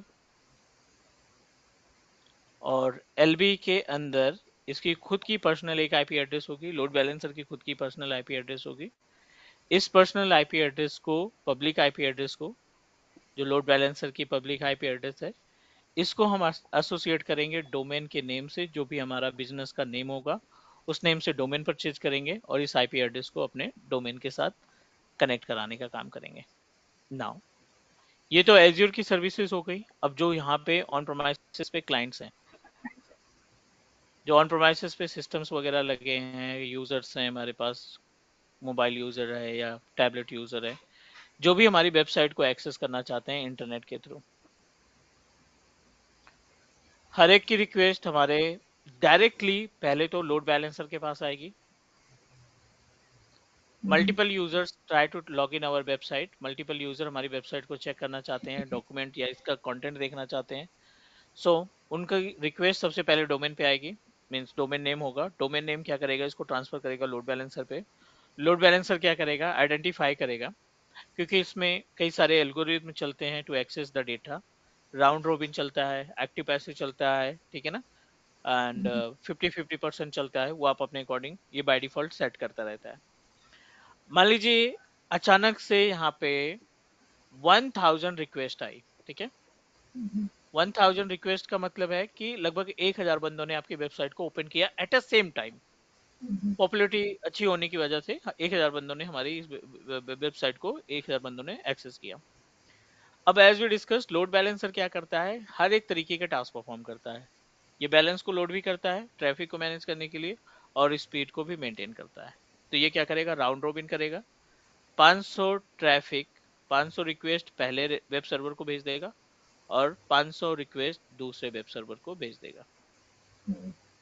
इससे बेनिफिट क्या होगा कि जितने भी हमारे 1000 कस्टमर है ना, उनको इमीडिएटली जो उनकी स्पीड होगी डेटा एक्सेस करने की या वेबसाइट एक्सेस करने की, वो बेटर होगी इन कंपेयर ऑफ एक मशीन को। अगर एक मशीन होती और उस केस में अगर 1000 रिक्वेस्ट आती तो कहीं ना कहीं इसका स्पीड पे इम्पैक्ट पड़ता। ये लोड बैलेंसर का कॉन्सेप्ट हुआ, ठीक है। दूसरा, और क्या क्या बेनिफिट है लोड बैलेंसर के। रिमेंबर, जब भी हम वर्चुअल मशीन बनाते हैं आपको 2 आईपी एड्रेस ऑटोमेटिक असाइन हो जाती है, जो कि मैंडेटरी है। Public private. एक प्राइवेट आईपी एड्रेस और एक पब्लिक आईपी एड्रेस, ठीक है। प्राइवेट आईपी एड्रेस का उतना चार्जेस नहीं है, मीन्स ना के बराबर कोई भी चार्जेस नहीं है उतना ज्यादा प्राइवेट आईपी एड्रेस का। लेकिन जो पब्लिक आईपी एड्रेस है इसका कॉस्ट है। पब्लिक आईपी एड्रेस के लिए आपको पेमेंट करना पड़ेगा। पब्लिक आईपी एड्रेस के लिए आपको क्या करना पड़ेगा, पे करना पड़ेगा, राइट। सो अगर आपने लोड बैलेंसर कॉन्फ़िगर किया है, अगर आपने लोड बैलेंसर कॉन्फ़िगर किया है, तो उस केस में अपनी पब्लिक आईपी एड्रेस को क्या कर सकते हैं, इस पब्लिक आईपी एड्रेस की, वीएम की पब्लिक आईपी एड्रेस को हम क्या कर सकते हैं, रिमूव करा सकते हैं। और वो जो लोड दोनों बैलेंसर का मशीनों की, आईपी एक पे करेंगे हाँ, उसे। दोनों दोनों मशीन की पब्लिक आईपी एड्रेस को हम क्या कर सकते हैं, रिमूव करा सकते हैं, लेस चार्ज। ठीक है। अब दोनों मशीन की पब्लिक आईपी एड्रेस को रिमूव करने पे हमें एटलीस्ट 2 आईपी एड्रेस को, ठीक है। सो दो डिफरेंट आईपी एड्रेस का बेनिफिट हो गया कि इसका चार्जेस नहीं देना पड़ेगा, हम सिर्फ एक आईपी एड्रेस का चार्ज प्रोवाइड करेंगे।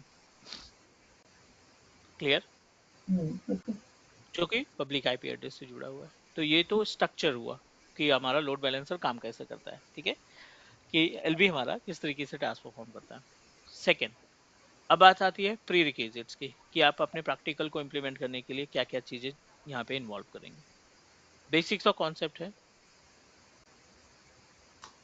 दो चाहिए वेबसाइट। लोड बैलेंसर को कॉन्फ़िगर करने के लिए 2 इंस्टेंस बनाएंगे, पूरा का पूरा ये स्ट्रक्चर जो है ना हम कॉपी कर लेंगे। सो प्री रिक्विजिट यहाँ पे हम मेंशन कर देते हैं ताकि चीजें समझ में आए। पहला, क्रिएट 2 वर्चुअल मशीन, ठीक है। रेंट करना। इंस्टॉल आईआईएस सर्विस, अगर हमारा विंडोज मशीन है तो हम इसमें क्या इंस्टॉल करेंगे, इंटरनेट इंफॉर्मेशन सर्विसेज को इंस्टॉल करेंगे।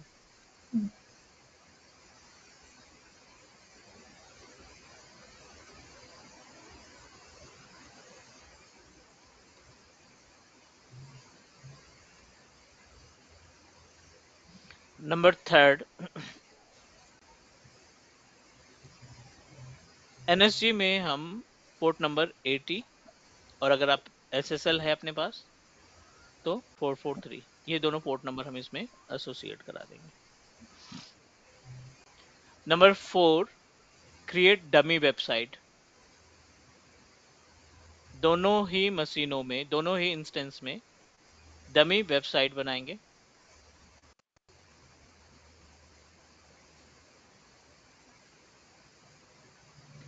एंड नंबर 5, उसके बाद create LB and add VM. ठीक है, एलबी में ऐड करें, एलबी क्रिएट करेंगे और वीएम को अटैच करा देंगे।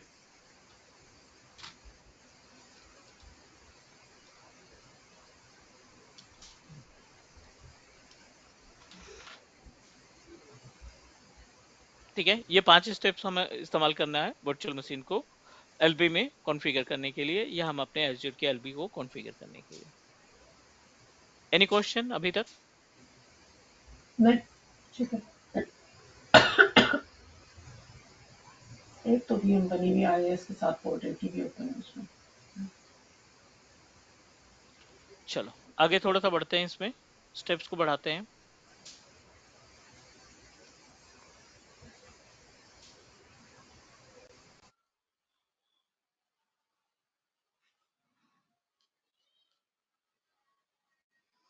अगला जो कॉन्सेप्ट है वो है हमारा एज्योर एलबी के टाइप्स। तो अभी हम 2 के बारे में बात करेंगे, बट टोटल जो है 4 तरीके के लोड बैलेंसर्स हैं।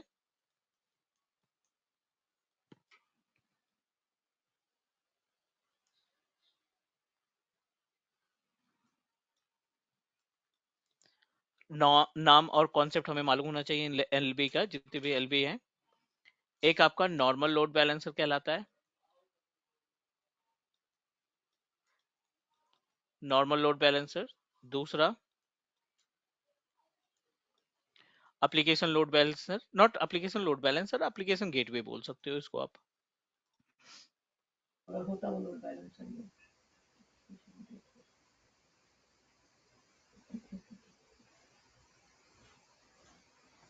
एंड नंबर 3 पे आता है ट्रैफिक मैनेजर। ये भी एक लोड बैलेंसर है, ट्रैफिक मैनेजर। और लास्ट में आता है अपने पास चौथे नंबर पे फ्रंट डोर। ठीक है, जो अगला लोड बैलेंसर है वो है front door. Total number of LB की बात करें तो अपने पास है 4, 2 अभी हम यहाँ पे प्रैक्टिकल इंप्लीमेंट करने वाले हैं। कॉन्सेप्ट हमें सभी का आना चाहिए कि कौन सा लोड बैलेंसर क्या काम करता है, बट अभी हम डिस्कस करने वाले हैं the usage of our load balancer services. Is that clear? बिल्कुल क्लियर। ठीक है, so back to the portal. Already एक वर्चुअल मशीन अपने पास आई है, एक दूसरा इंस्टेंस क्रिएट कर लेते हैं। किसी भी सेटअप में, किसी भी यूनिट के अंदर हम अपना एक और वीएम क्रिएट कर लेते हैं, ताकि हम प्रॉपर प्रैक्टिकल देख सकें कि कैसे ये टास्क परफॉर्म करता है। तो वेब टू बना तो है हमारे पास। सॉरी, वेब टू एक मशीन बनी तो है। दोनों वर्चुअल मशीन है, दोनों वीनेट में है, तो आई थिंक हम दोनों को यूज कर सकते हैं एलबी के अंदर। आईएएस इंस्टॉल करना पड़ेगा वेब टू में। हम्म, नहीं नहीं नहीं नहीं, और एक प्री रिक्विजिट है, सॉरी, नहीं आएंगी, कोई भी मशीन नहीं आएगी। Let me add one more pre requisite. जब आप एलबी में मशीन बनाते हो ना, हम्म, तो आपकी वर्चुअल मशीन अवेलेबिलिटी सेट में होनी चाहिए। अच्छा, मस्ट बी पार्ट ऑफ हमने discussion same availability set, otherwise machine highlight ही नहीं होगी। अवेलेबिलिटी सेट तो भी हमने पढ़ा भी नहीं है, लेकिन ये ग्रुप ऑफ वीएम होता है। हम्म, अगर हम एक वीएम पे एलबी तैयार करना चाहते हैं तो वो तो पॉसिबल है, लेकिन अगर अपने पास मल्टीपल वीएम है, ठीक है, मल्टीपल वीएम है तो उस केस में मैंडेटरी है, उस केस में मैंडेटरी है कि आप अपने लोड बैलेंसर्स को, अपनी वर्चुअल मशीन को अवेलेबिलिटी सेट में रखेंगे। ठीक है, यहाँ तक कोई दिक्कत, कोई क्वेश्चन अभी?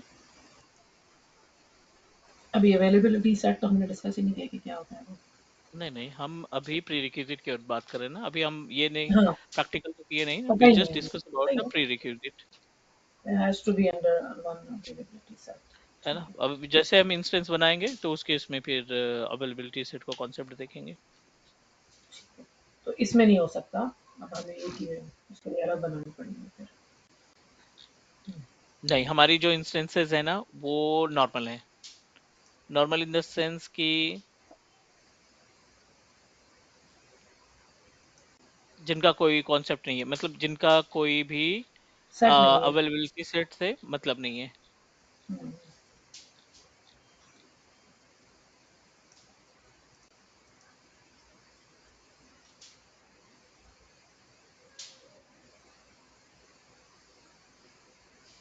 Back to the portal and let's try to manage the services.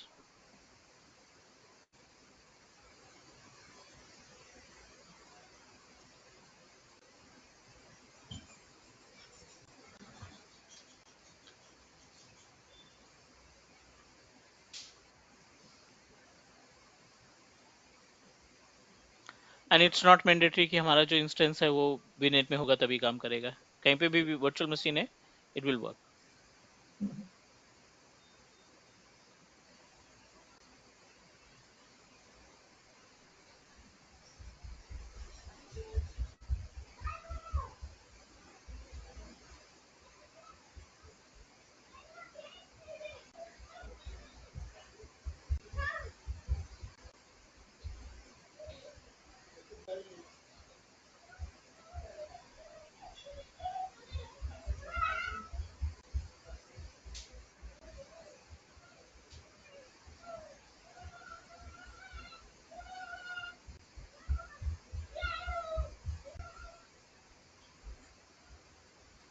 Let me create new virtual machine जिसको हम अवेलेबिलिटी सेट में रखेंगे, and after that let's proceed with the implementation. तो जो बनी हुई मशीन है उसके अंदर हम नहीं कॉन्फ़िगर कर सकते कि इसको इनको डाल दो। नहीं नहीं, उनको फिर वो क्रिएट करना पड़ेगा हमें। ठीक है, ऐसा तो नया ही करना पड़ेगा।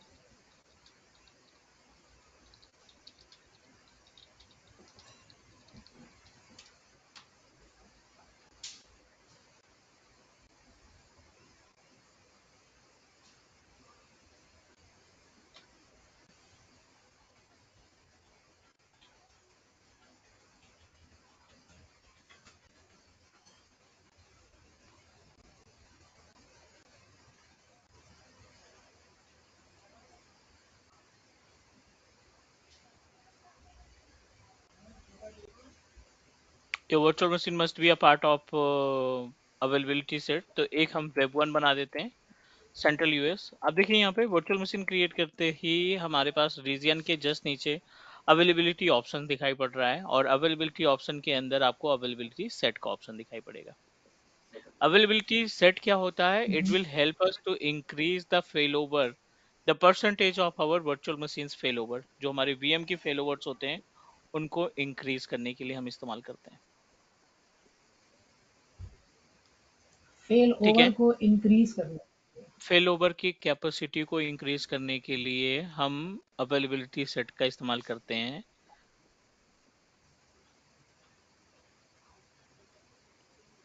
बाय डिफॉल्ट जितने भी क्लाउड प्रोवाइडर हैं या फिर हम एज्योर की बात करें, सो एज्योर जो हमें बाय डिफॉल्ट ऑप्शन देता है, ऑप्शन इन द सेंस जो फेल ओवर देता है, परसेंटेज देता है फेल ओवर के लिए। Give me 1 minute. With fail over, कोई इंस्टेंस की फेल ओवर की बात करते हैं, विदाउट विदाउट अवेलेबिलिटी सेट देखते हैं।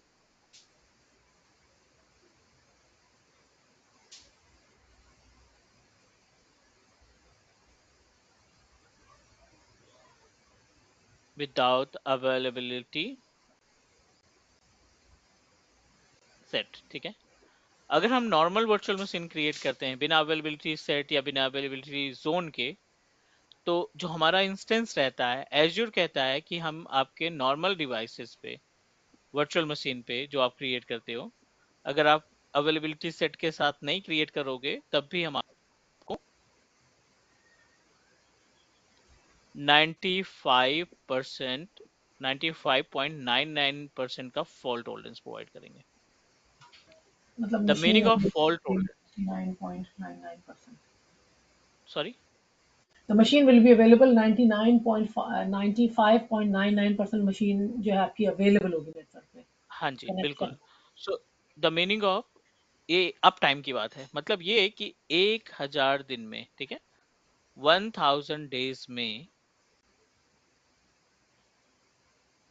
9,599 एक दिन के लिए मशीन हमें मे बी कि आपकी मेंटेनेंस में देनी पड़े, ठीक है। ये कॉन्सेप्ट होता है 95.99% का, कि 1000 दिन में एक दिन का कॉन्सेप्ट जो है, एक दिन के लिए उनको मेंटेनेंस के लिए आपकी मशीन को टर्न ऑफ करना पड़ेगा या मे बी कि डाउन टाइम आपको मिलेगा, ठीक है। अगर हम इसी फेल ओवर को विद अवेलेबिलिटी सेट देखें, अच्छा ये विदाउट था। ये विदाउट था। अगर हम इसको थोड़ा सा और अपने according, definitely you have to pay the amount. हाँ, अगर आप विद अवेलेबिलिटी सेट पे जाते हैं, जो ये परसेंटेज है, राइट, जो ये परसेंटेज है इंस्टेंस का,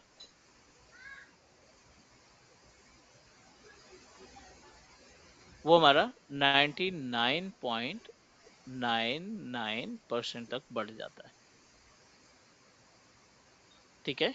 और द मीनिंग ऑफ 99.999%, ये आपका मतलब 10,000 डेज में एक दिन का ऐसा टाइम होगा जिसमें वो डाउन के लिए आपकी मशीन को, वर्चुअल मशीन को डाउन करेगा। वो तो ऊपर भी यही था विदाउट में भी। 1000 दिन था पहले, 1000 दिन था, और ये इसमें कितना है? 10,000 डेज। Oh sorry. क्लियर? अच्छा। हाँ हाँ ये आपका, डेफिनेटली हम अगर एडिशनल पे कर रहे हैं तो हमें कुछ ना कुछ तो श्योरिटी चाहिए ना, कि हम अपने क्लाइंट को बोल सके कि आपने जो वेबसाइट लॉन्च की है ना, इतने दिन तक तो डाउन नहीं होगी, ये हमारी गारंटी है। उसके बाद फिर एक दिन के लिए मेंटेनेंस के लिए हो सकता है कि हमें मशीन को डाउन करनी पड़े, करेक्ट। माइक्रोसॉफ्ट का क्या जाता है कि एक दिन के लिए डाउन रहे या 10,000 में एक दिन, वो एक दिन में करेगा क्या उसका जिससे वो हमें ज्यादा पैसे नहीं, मांग रहे नहीं, होता क्या है ना कि मेंटेनेंस इनको चाहिए, क्योंकि बैकएंड में उन्होंने भी बहुत सारा इन्वेस्ट कर रखा है ना। हमारी जो हैं? वर्चुअल मशीन है वो होस्ट पे रन कर रहे हैं, फिजिकल होस्ट पे। तो हम्म, फिजिकल होस्ट में भी इनको, आई नो, रेड वगैरह सब कुछ लगा रखे हैं, ये फेलोवर बना रखे हैं, लेकिन फिर भी ये अपने रिसोर्सेज को मेंटेनेंस में डालते हैं 24 घंटे के लिए, कि एटलीस्ट आने वाले टाइम पे इमीडिएटली ऐसा कोई प्रॉब्लम ना आ जाए, ऐसा कोई इश्यूज ना आ जाए जिसकी वजह से हमारे मल्टीपल वर्चुअल मशीन फेल्ड हो जाएं, ऑन होने से, आरडीपी एक्सेस करने से। तो ऐसी प्रॉब्लम से बचने के लिए ये क्या करते हैं, अपने सेटअप को मेंटेनेंस में रखते रहते हैं बीच बीच में। क्लियर? वो तो क्लियर हो गया, लेकिन 1000 दिन में अगर वो एक दिन डाउन करेगा और यहाँ 10,000 दिन में एक दिन डाउन करेगा, तो हाँ, विदाउट अवेलेबिलिटी सेट तो हमें उसको ज़्यादा डाउन वो हमें दे रहा है, तो मतलब उसको वो कम रिसोर्स यूज़ करेगा और वो डाउन कर देगा उसको मेंटेनेंस के लिए। यहाँ पर उसको ज़्यादा रिसोर्स यूज़ करने पड़ेंगे, क्योंकि 10,000 दिन में एक ही दफ़ा उसको चांस है कि वो उसको मेंटेनेंस में डाले, तो उसके लिए एग्जैक्टली वो वो ज़्यादा चार्ज करता है। ठीक है। मशीनों को स्विच करेगा, एक लोकेशन से दूसरे लोकेशन पे स्विच करेगा, नॉट लोकेशन, एक होस्ट से दूसरे होस्ट पे स्विच करेगा। इस वजह से वो हमसे चार्जेस भी ज्यादा ले रहा है। सही है, इसको ज़्यादा होस्ट चाहिए क्योंकि आपको बहुत कम टाइम। एग्जैक्टली, सही क्योंकि सही। 10,000 डेज का मतलब है कितने साल, कितने हाँ, सालों बाद आपकी मशीन जो है डाउन करेगा। ठीक है। ठीक है ना? तो अगर हमारा कोई बिजनेस रन कर रहा है तो हमें तो कोई हेडेक नहीं होनी चाहिए। ई कॉमर्स बिजनेस है तो हम अगले 5 साल के लिए या अगले 10 साल के लिए हमें कोई टेंशन नहीं, हमारी वेबसाइट जो है डाउन नहीं होगी। डाउन होगी तो जितना हमारा नुकसान होगा वो हमें, जो क्लाउड प्रोवाइडर, वो क्लेम मिल जाएगा दे- हमें वापस। अच्छा, तो ये अवेलेबिलिटी सेट होना चाहिए लोड बैलेंसर के लिए। ठीक है। ठीक है, और ये प्री रिक्विजिट है एलबी के लिए, हम्म, ये प्री रिक्विजिट है लोड बैलेंसर सर्विसेज के लिए कि हमें ये मालूम होना चाहिए। ठीक है। नहीं, इसके अंदर होना चाहिए तब बनाएगा वो लोड बैलेंसर, क्योंकि उसको नहीं डाउन करना है ज़्यादा मशीन को। हाँ जी, बिल्कुल बिल्कुल हम्म, बिल्कुल। ठीक है। ठीक है, आगे बढ़ सकते हैं हम लोग। बिल्कुल बनाए।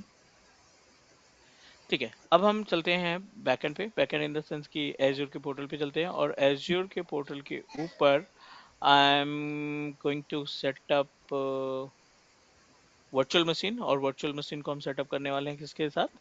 विद अवेलेबिलिटी सेट के साथ।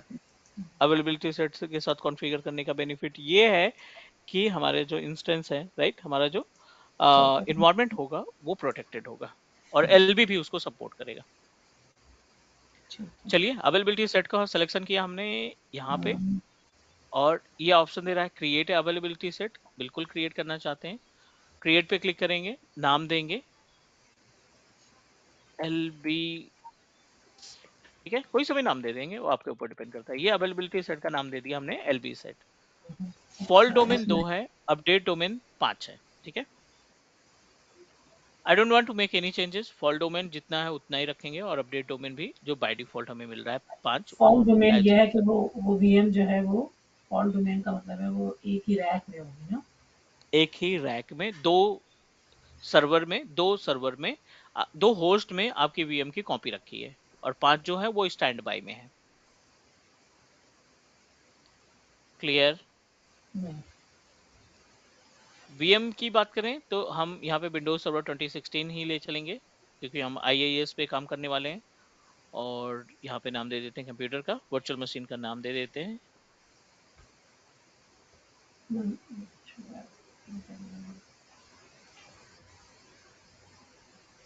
और पोर्ट नंबर में अभी है, इसी टाइम पे हम पोर्ट नंबर 443 और पोर्ट नंबर 80 ऐड कर लेते हैं, ताकि हम अपनी वेबसाइट को एक्सेस कर सकें बिना किसी प्रॉब्लम के। सो ये सेटिंग हम प्रोसीड करने वाले हैं। बीनेट का कोई मतलब नहीं है यहाँ पे, नॉर्मल जो भी डिफॉल्ट बीनेट मिल जाएगा हम उसी पे इंस्टेंस क्रिएट कर देंगे। पहला इंस्टेंस तैयार होगा, उसके साथ अवेलेबिलिटी सेट तैयार होगा, रेडी होगा, तब हम अपने दूसरे इंस्टेंस पे प्रोसीड करेंगे, दूसरे इंस्टेंस को क्रिएट करेंगे। ठीक है, तो व्हाइल इट इज क्रिएटिंग जरा मुझे इसका कॉन्सेप्ट फॉल्ट और अपडेटेड डोमेन का एक दफा और बता दें। सॉरी, अब एक मिनट, वैलिडेशन खत्म खराब हो गया इसका।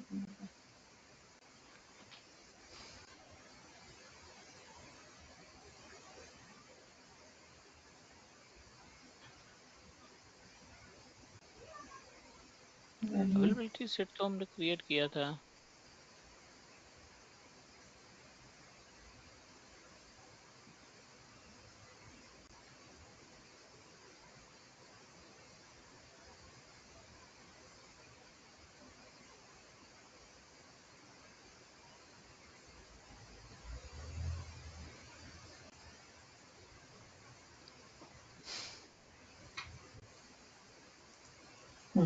ठीक है।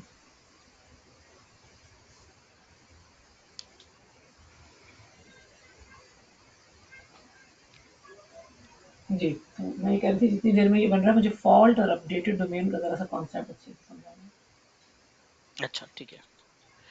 फॉल्ट एंड अपडेट डोमेन का कॉन्सेप्ट बहुत ही मीन्स सिंपल सा है, सिंपल इन द सेंस कि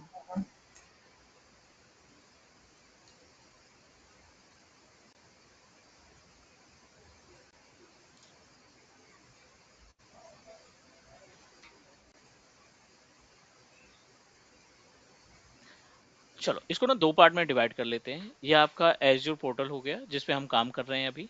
ये हमारा mean we are responsible to take care the Azure portal services. ये हमारे पोर्टल पे जो सर्विसेज है उनके लिए हो गया। और ये हो गया एज्योर का backend. Azure backend in the sense जो उनका डेटा सेंटर वगैरह है, जोन वगैरह है। ठीक है। हम यहाँ पे एक इंस्टेंस प्लान कर रहे थे क्रिएट करने के लिए, एक इंस्टेंस बनाया, बट इस इंस्टेंस के ऊपर डिपेंडेंसी बहुत ज़्यादा है। डिपेंडेंसी बहुत ज़्यादा इन द सेंस कि वेब सर्विसेज हमारी रन कर रही हैं, तो हम नहीं चाहते कि हमारा वेब सर्वर कभी भी 5 मिनट के लिए भी डाउन हो। सो दैट्स वाई इसके लिए हमने प्रोसीड किया अवेलेबिलिटी सेट का। और अवेलेबिलिटी सेट के केस में एक तो हमें फॉल्ट डोमेन मिला।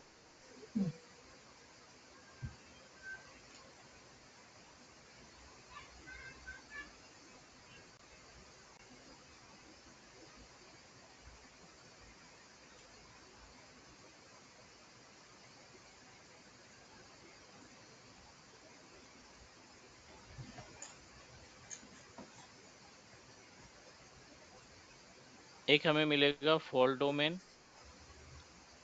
और दूसरा मिलेगा हमें अपडेट डोमेन।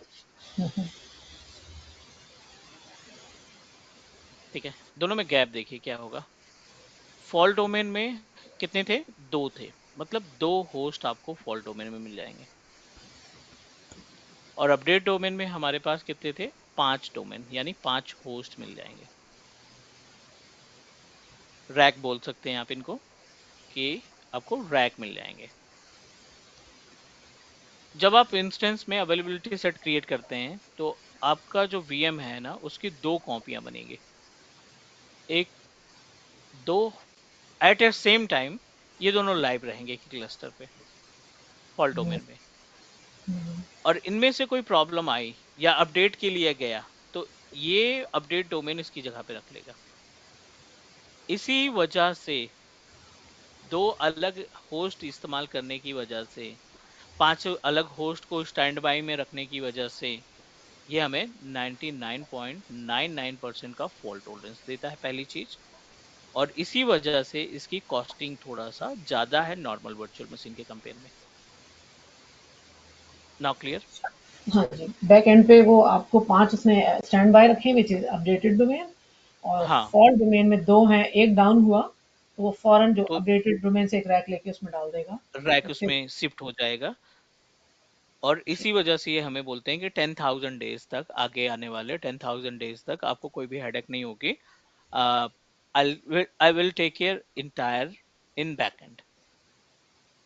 जो भी पंगे हैं बैकएंड के वो संभाल के रखेंगे ताकि आपकी वर्चुअल मशीन्स को लाइव ठीक, रखा जा सके। क्लियर?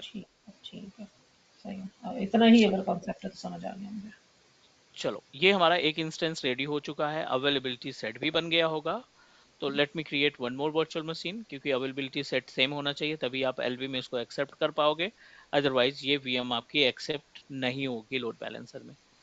तो अवेलेबिलिटी सेट हमारा रेडी है, वर्चुअल मशीन एक हमारी रेडी है, उसी लोकेशन में हम दूसरी वीएम क्रिएट करने वाले हैं विच इज वेब 2। वेब 2 बना हुआ है पहले से, 3 बना है। नहीं, डिलीट कर दिया ना उसको। अच्छा ठीक है। अवेलेबिलिटी सेट सेलेक्ट करो और जो अवेलेबिलिटी सेट आपने बनाया था एलबी क्लास सेट के नाम से वो आप प्रोवाइड कर दो। और दूसरा, सर्वर 2016 डेटा सेंटर, ठीक है, कोई दिक्कत नहीं। यूजर नेम और पासवर्ड आप प्रोवाइड करिए।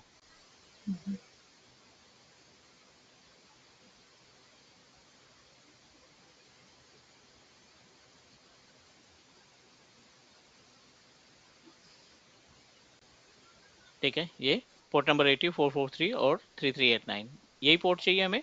अवेलेबिलिटी सेट ध्यान में रखना है हमें। अवेलेबिलिटी सेट असाइन कर दिया, वीएम नेम असाइन कर दिया। चलिए प्रोसीड करते हैं, वैलिडेट करते हैं और फिर क्रिएट करते हैं इसको।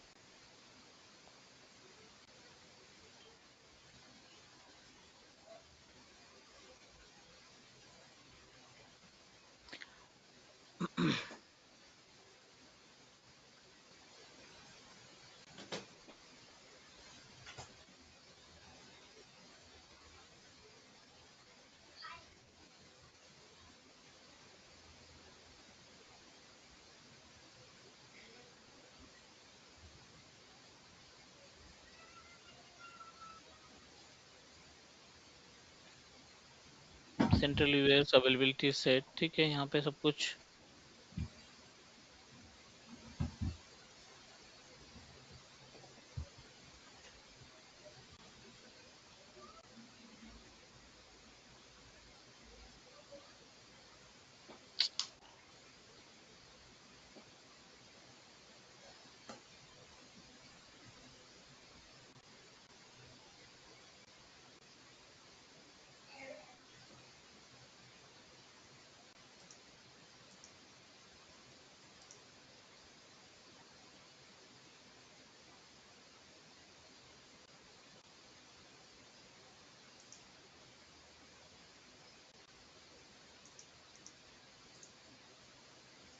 अरे रीलोड होके मशीन नेम में आ गया।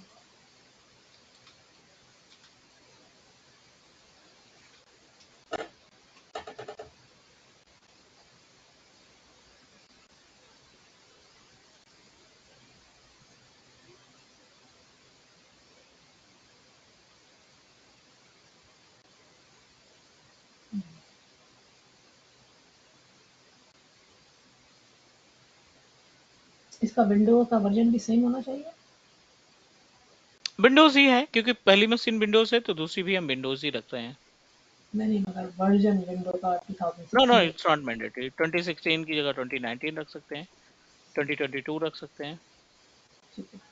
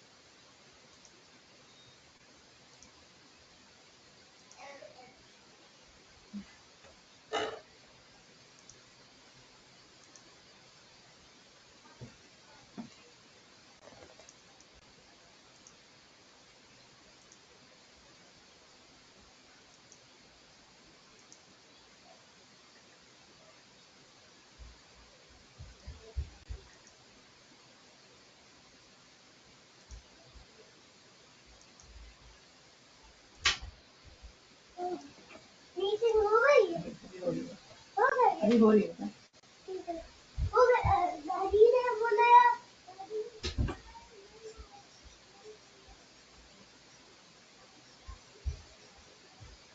It is in progress. Meanwhile हमारा जो इंस्टेंस बन चुका है उसका आरडीपी एक्सेस कर लेते हैं एंड लेट्स सी।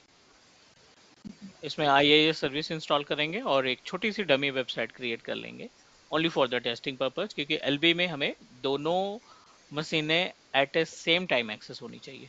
एलबी का कॉन्सेप्ट ये कहता है। ठीक।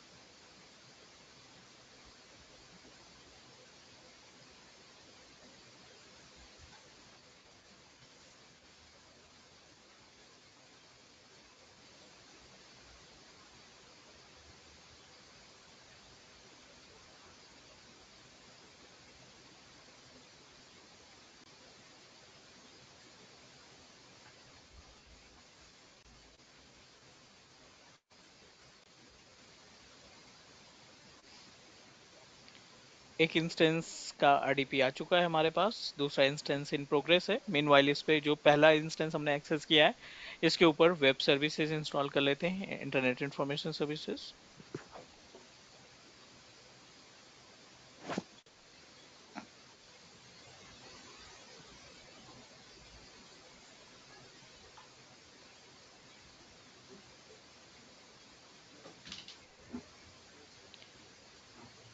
To install IAS service, we just need to open the server manager wizard और सर्वर मैनेजर विजार्ड के अंदर हम इंटरनेट इंफॉर्मेशन सर्विसेज को इंस्टॉल करने वाले हैं।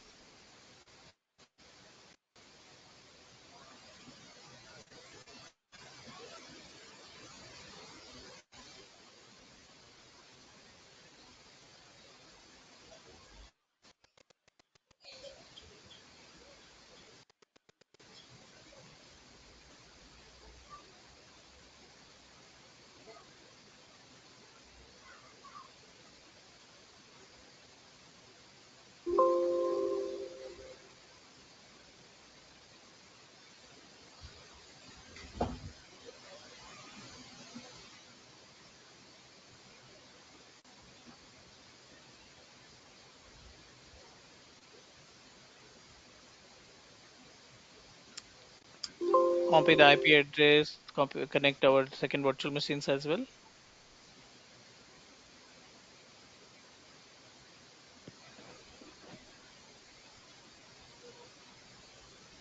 Proceed to install, connect second VM.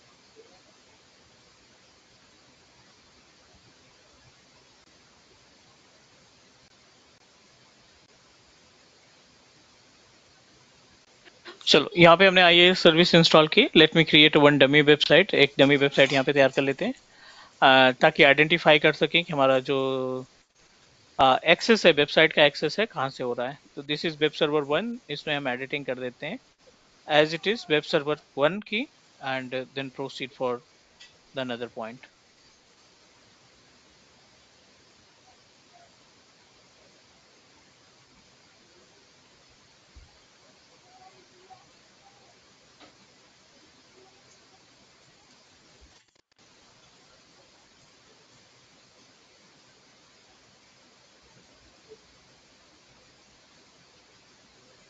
This is web server 1।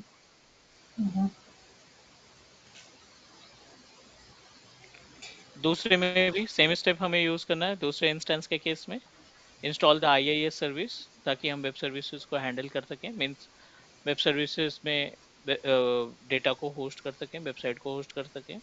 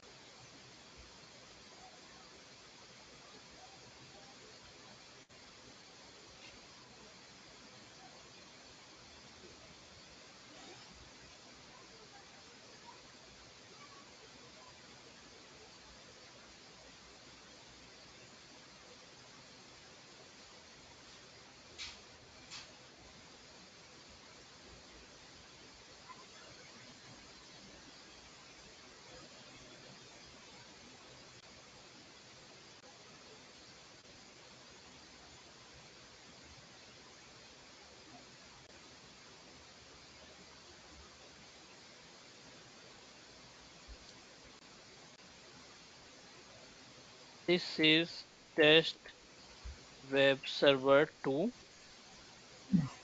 Aggregate करने के लिए, ताकि हम एलबी से जब इसको एक्सेस करेंगे ना, तो दोनों जब भी हम एलबी की आईपी एड्रेस पेस्ट करेंगे, उस केस में हमें दोनों सिस्टम से डेटा का एक्सेस मिलना चाहिए।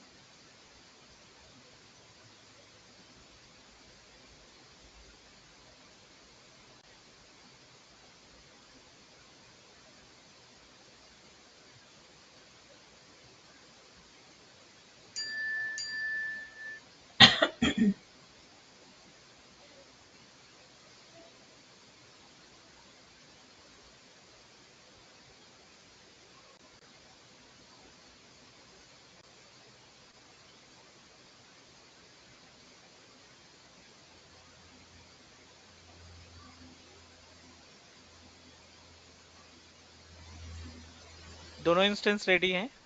आई am just going to proceed with LB. Load balancer में क्लिक चेक कर लेते हैं।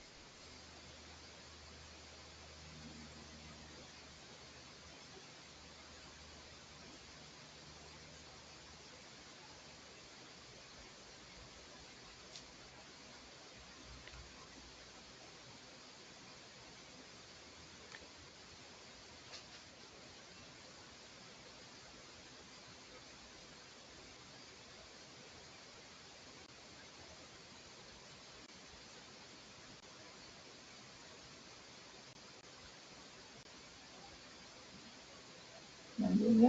नजर नहीं आ रहा।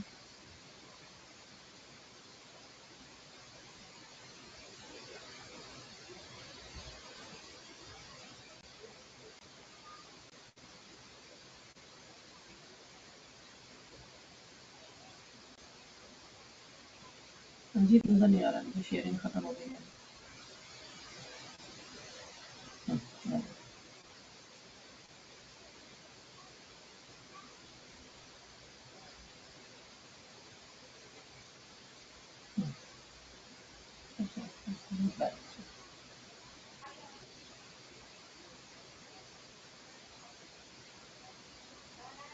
Select load balancer and create it.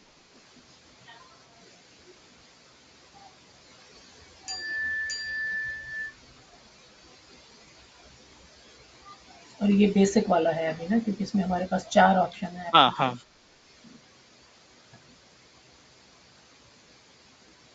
Application. ठीक है।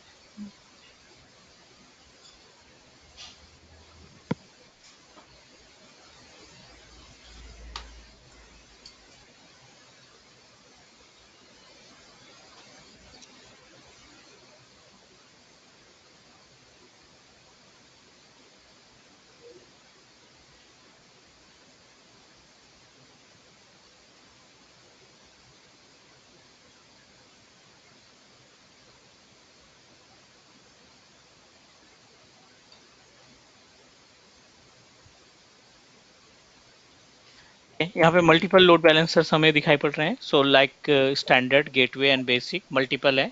ये एसकेयू है। एसकेयू का मतलब है स्टॉक कीपिंग यूनिट, जो कि कैपेसिटी डिसाइड करता है कि आपका लोड बैलेंसर कितने नंबर ऑफ इंस्टेंस को कंटेन कर पाएगा। बेसिक के केस में 50 वर्चुअल मशीन्स आप बैकएंड में ऐड कर सकते हैं। स्टैंडर्ड के केस में 500 वर्चुअल मशीन्स ऐड हो सकती हैं। गेटवे के केस में 1000 इंस्टेंसेस आप बैकएंड में अटैच कर सकते हैं। ये आपके ऊपर डिपेंड करता है। बट गेटवे के लिए आपके पास वर्चुअल गेटवे का कॉन्फ़िगर करना जरूरी है। So I am going to proceed with standard. और पब्लिक एंड प्राइवेट दो तरीके के आप लोड बैलेंसर बनाएंगे, तो डेफिनेटली हमें बाहर से चीज़ों को एक्सेस करनी है, तो पब्लिक पे जाएंगे, इंटरनल अगर चीजों को एक्सेस करनी है तो इंटरनल पे क्लिक कर देते हैं। तो I am going to proceed with public. Regional है, ग्लोबल है, no need to do anything, proceed with next. अगला जो ऑप्शन है front end IP. Front end IP क्या होता है? Decide the IP address for our load balancer, कि जो लोड बैलेंसर का पब्लिक आईपी एड्रेस है वो क्या होनी चाहिए। To confirm the IP address of public IP address for LB, we can proceed with them. Type the IP address name.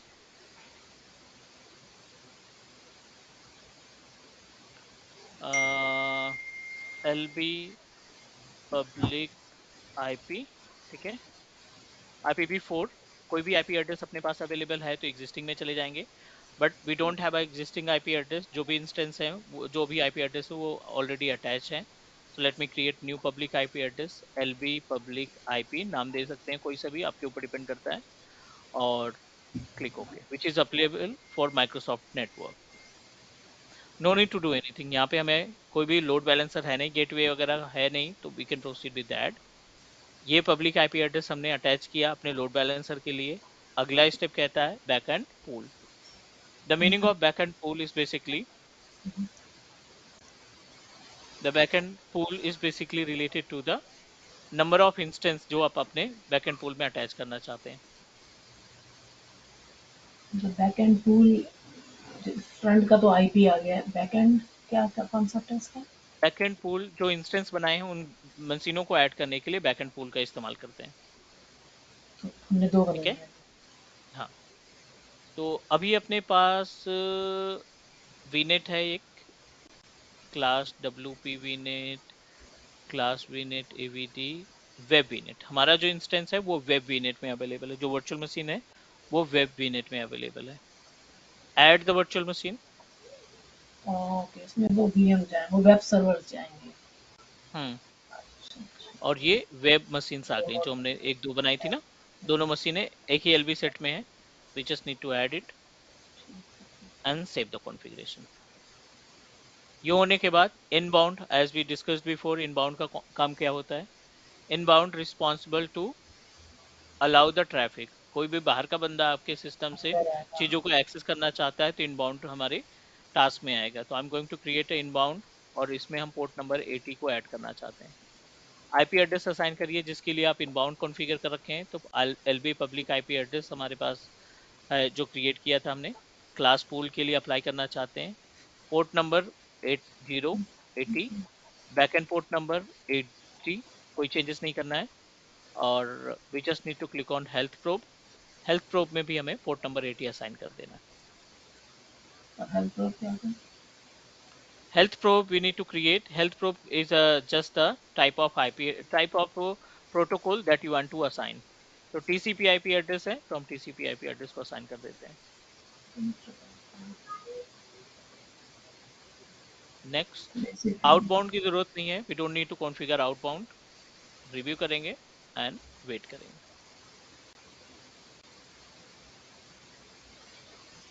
तो ये जो चीज़ हमने बनाई है, अभी तो हमने लोड बैलेंसर इंस्टॉल किया ना, कोई पॉलिसी वॉलिसी तो नहीं है, सिर्फ लोड बैलेंसर इंस्टॉल किया और इनबाउंड। सॉरी, अभी इस वक्त कोई पॉलिसी नहीं है, तो सिर्फ एक लोड बैलेंसर हमने बना दिया है। फ्रंट एंड का आईपी दे दिया जो हमारा लोड बैलेंसर का था, बैक पूल में दो मशीनें थी, वो डाल के वो इन्फॉर्मेशन दे के just create one load balancer basic. ठीक, yes yes. Right.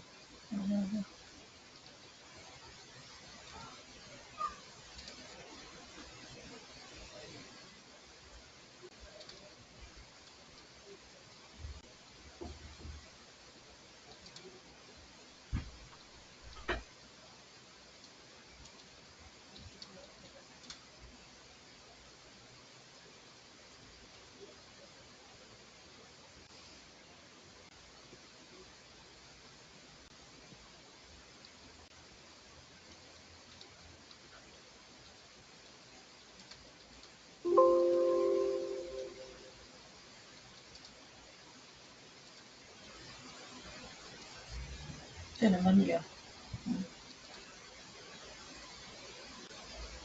Public IP address इसकी कॉपी करनी है हमें and then proceed for the access. Let me check कि क्या हम दोनों इंस्टेंस को एक ही पब्लिक आईपी एड्रेस से एक्सेस कर पाते हैं या नहीं।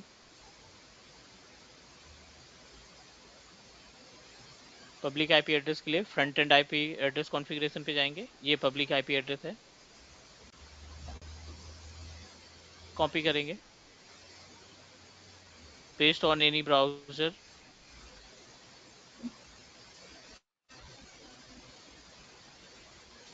Late me check.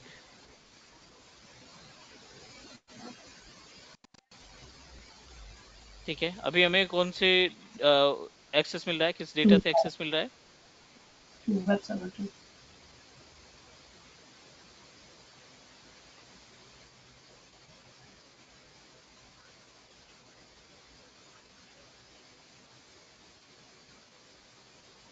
इसको अगर हम रिफ्रेश करते हैं या दूसरे ब्राउजर से एक्सेस करते हैं ना, तो अब देखिए यहाँ पे वेब 1 से भी आ रहा है, 2 से भी आ रहा है, मतलब दोनों वेब सर्वर हमारे एलबी में हैं।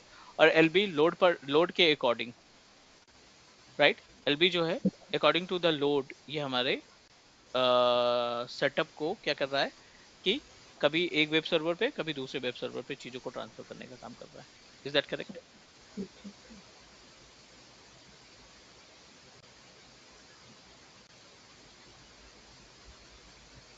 This is all about the load balancer. एक एलबी और है उसमें जो एप्लीकेशन गेटवे कहलाता है, वो हमें प्रैक्टिकल चेक करना है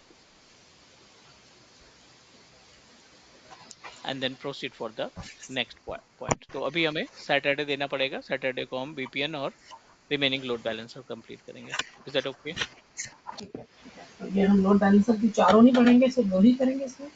दो इसमें है, दो आर्किटेक्ट में है, दोनों अलग अलग डिवाइड किए गए हैं, अच्छा, इसमें है नहीं ना, आएगा। कंटेंट के अकॉर्डिंग, क्योंकि बहुत सारा कंटेंट कर देंगे तो जो क्लासेस हमारी 1.5 महीने 2 महीने में होती है वो 4 महीने 6 महीने में जाएंगी, सही है, ठीक है। तो है अब ना। हमारा ये नेटवर्क अभी भी बाकी है, हम सैटरडे को नेटवर्क का भी वीपीएन थोड़ा-सा VPN VPN VPN. VPN concept, हाँ ना, वीपीएन कॉन्सेप्ट बचा है अपने पास, और ये एप्लीकेशन गेटवे, ये तो कंप्लीट करेंगे और फिर आगे प्रोसीड करेंगे हम और अपनी आगे क्या करना है यूनिट इसके के बाद, साथ। हमारा क्या होगा नेक्स्ट?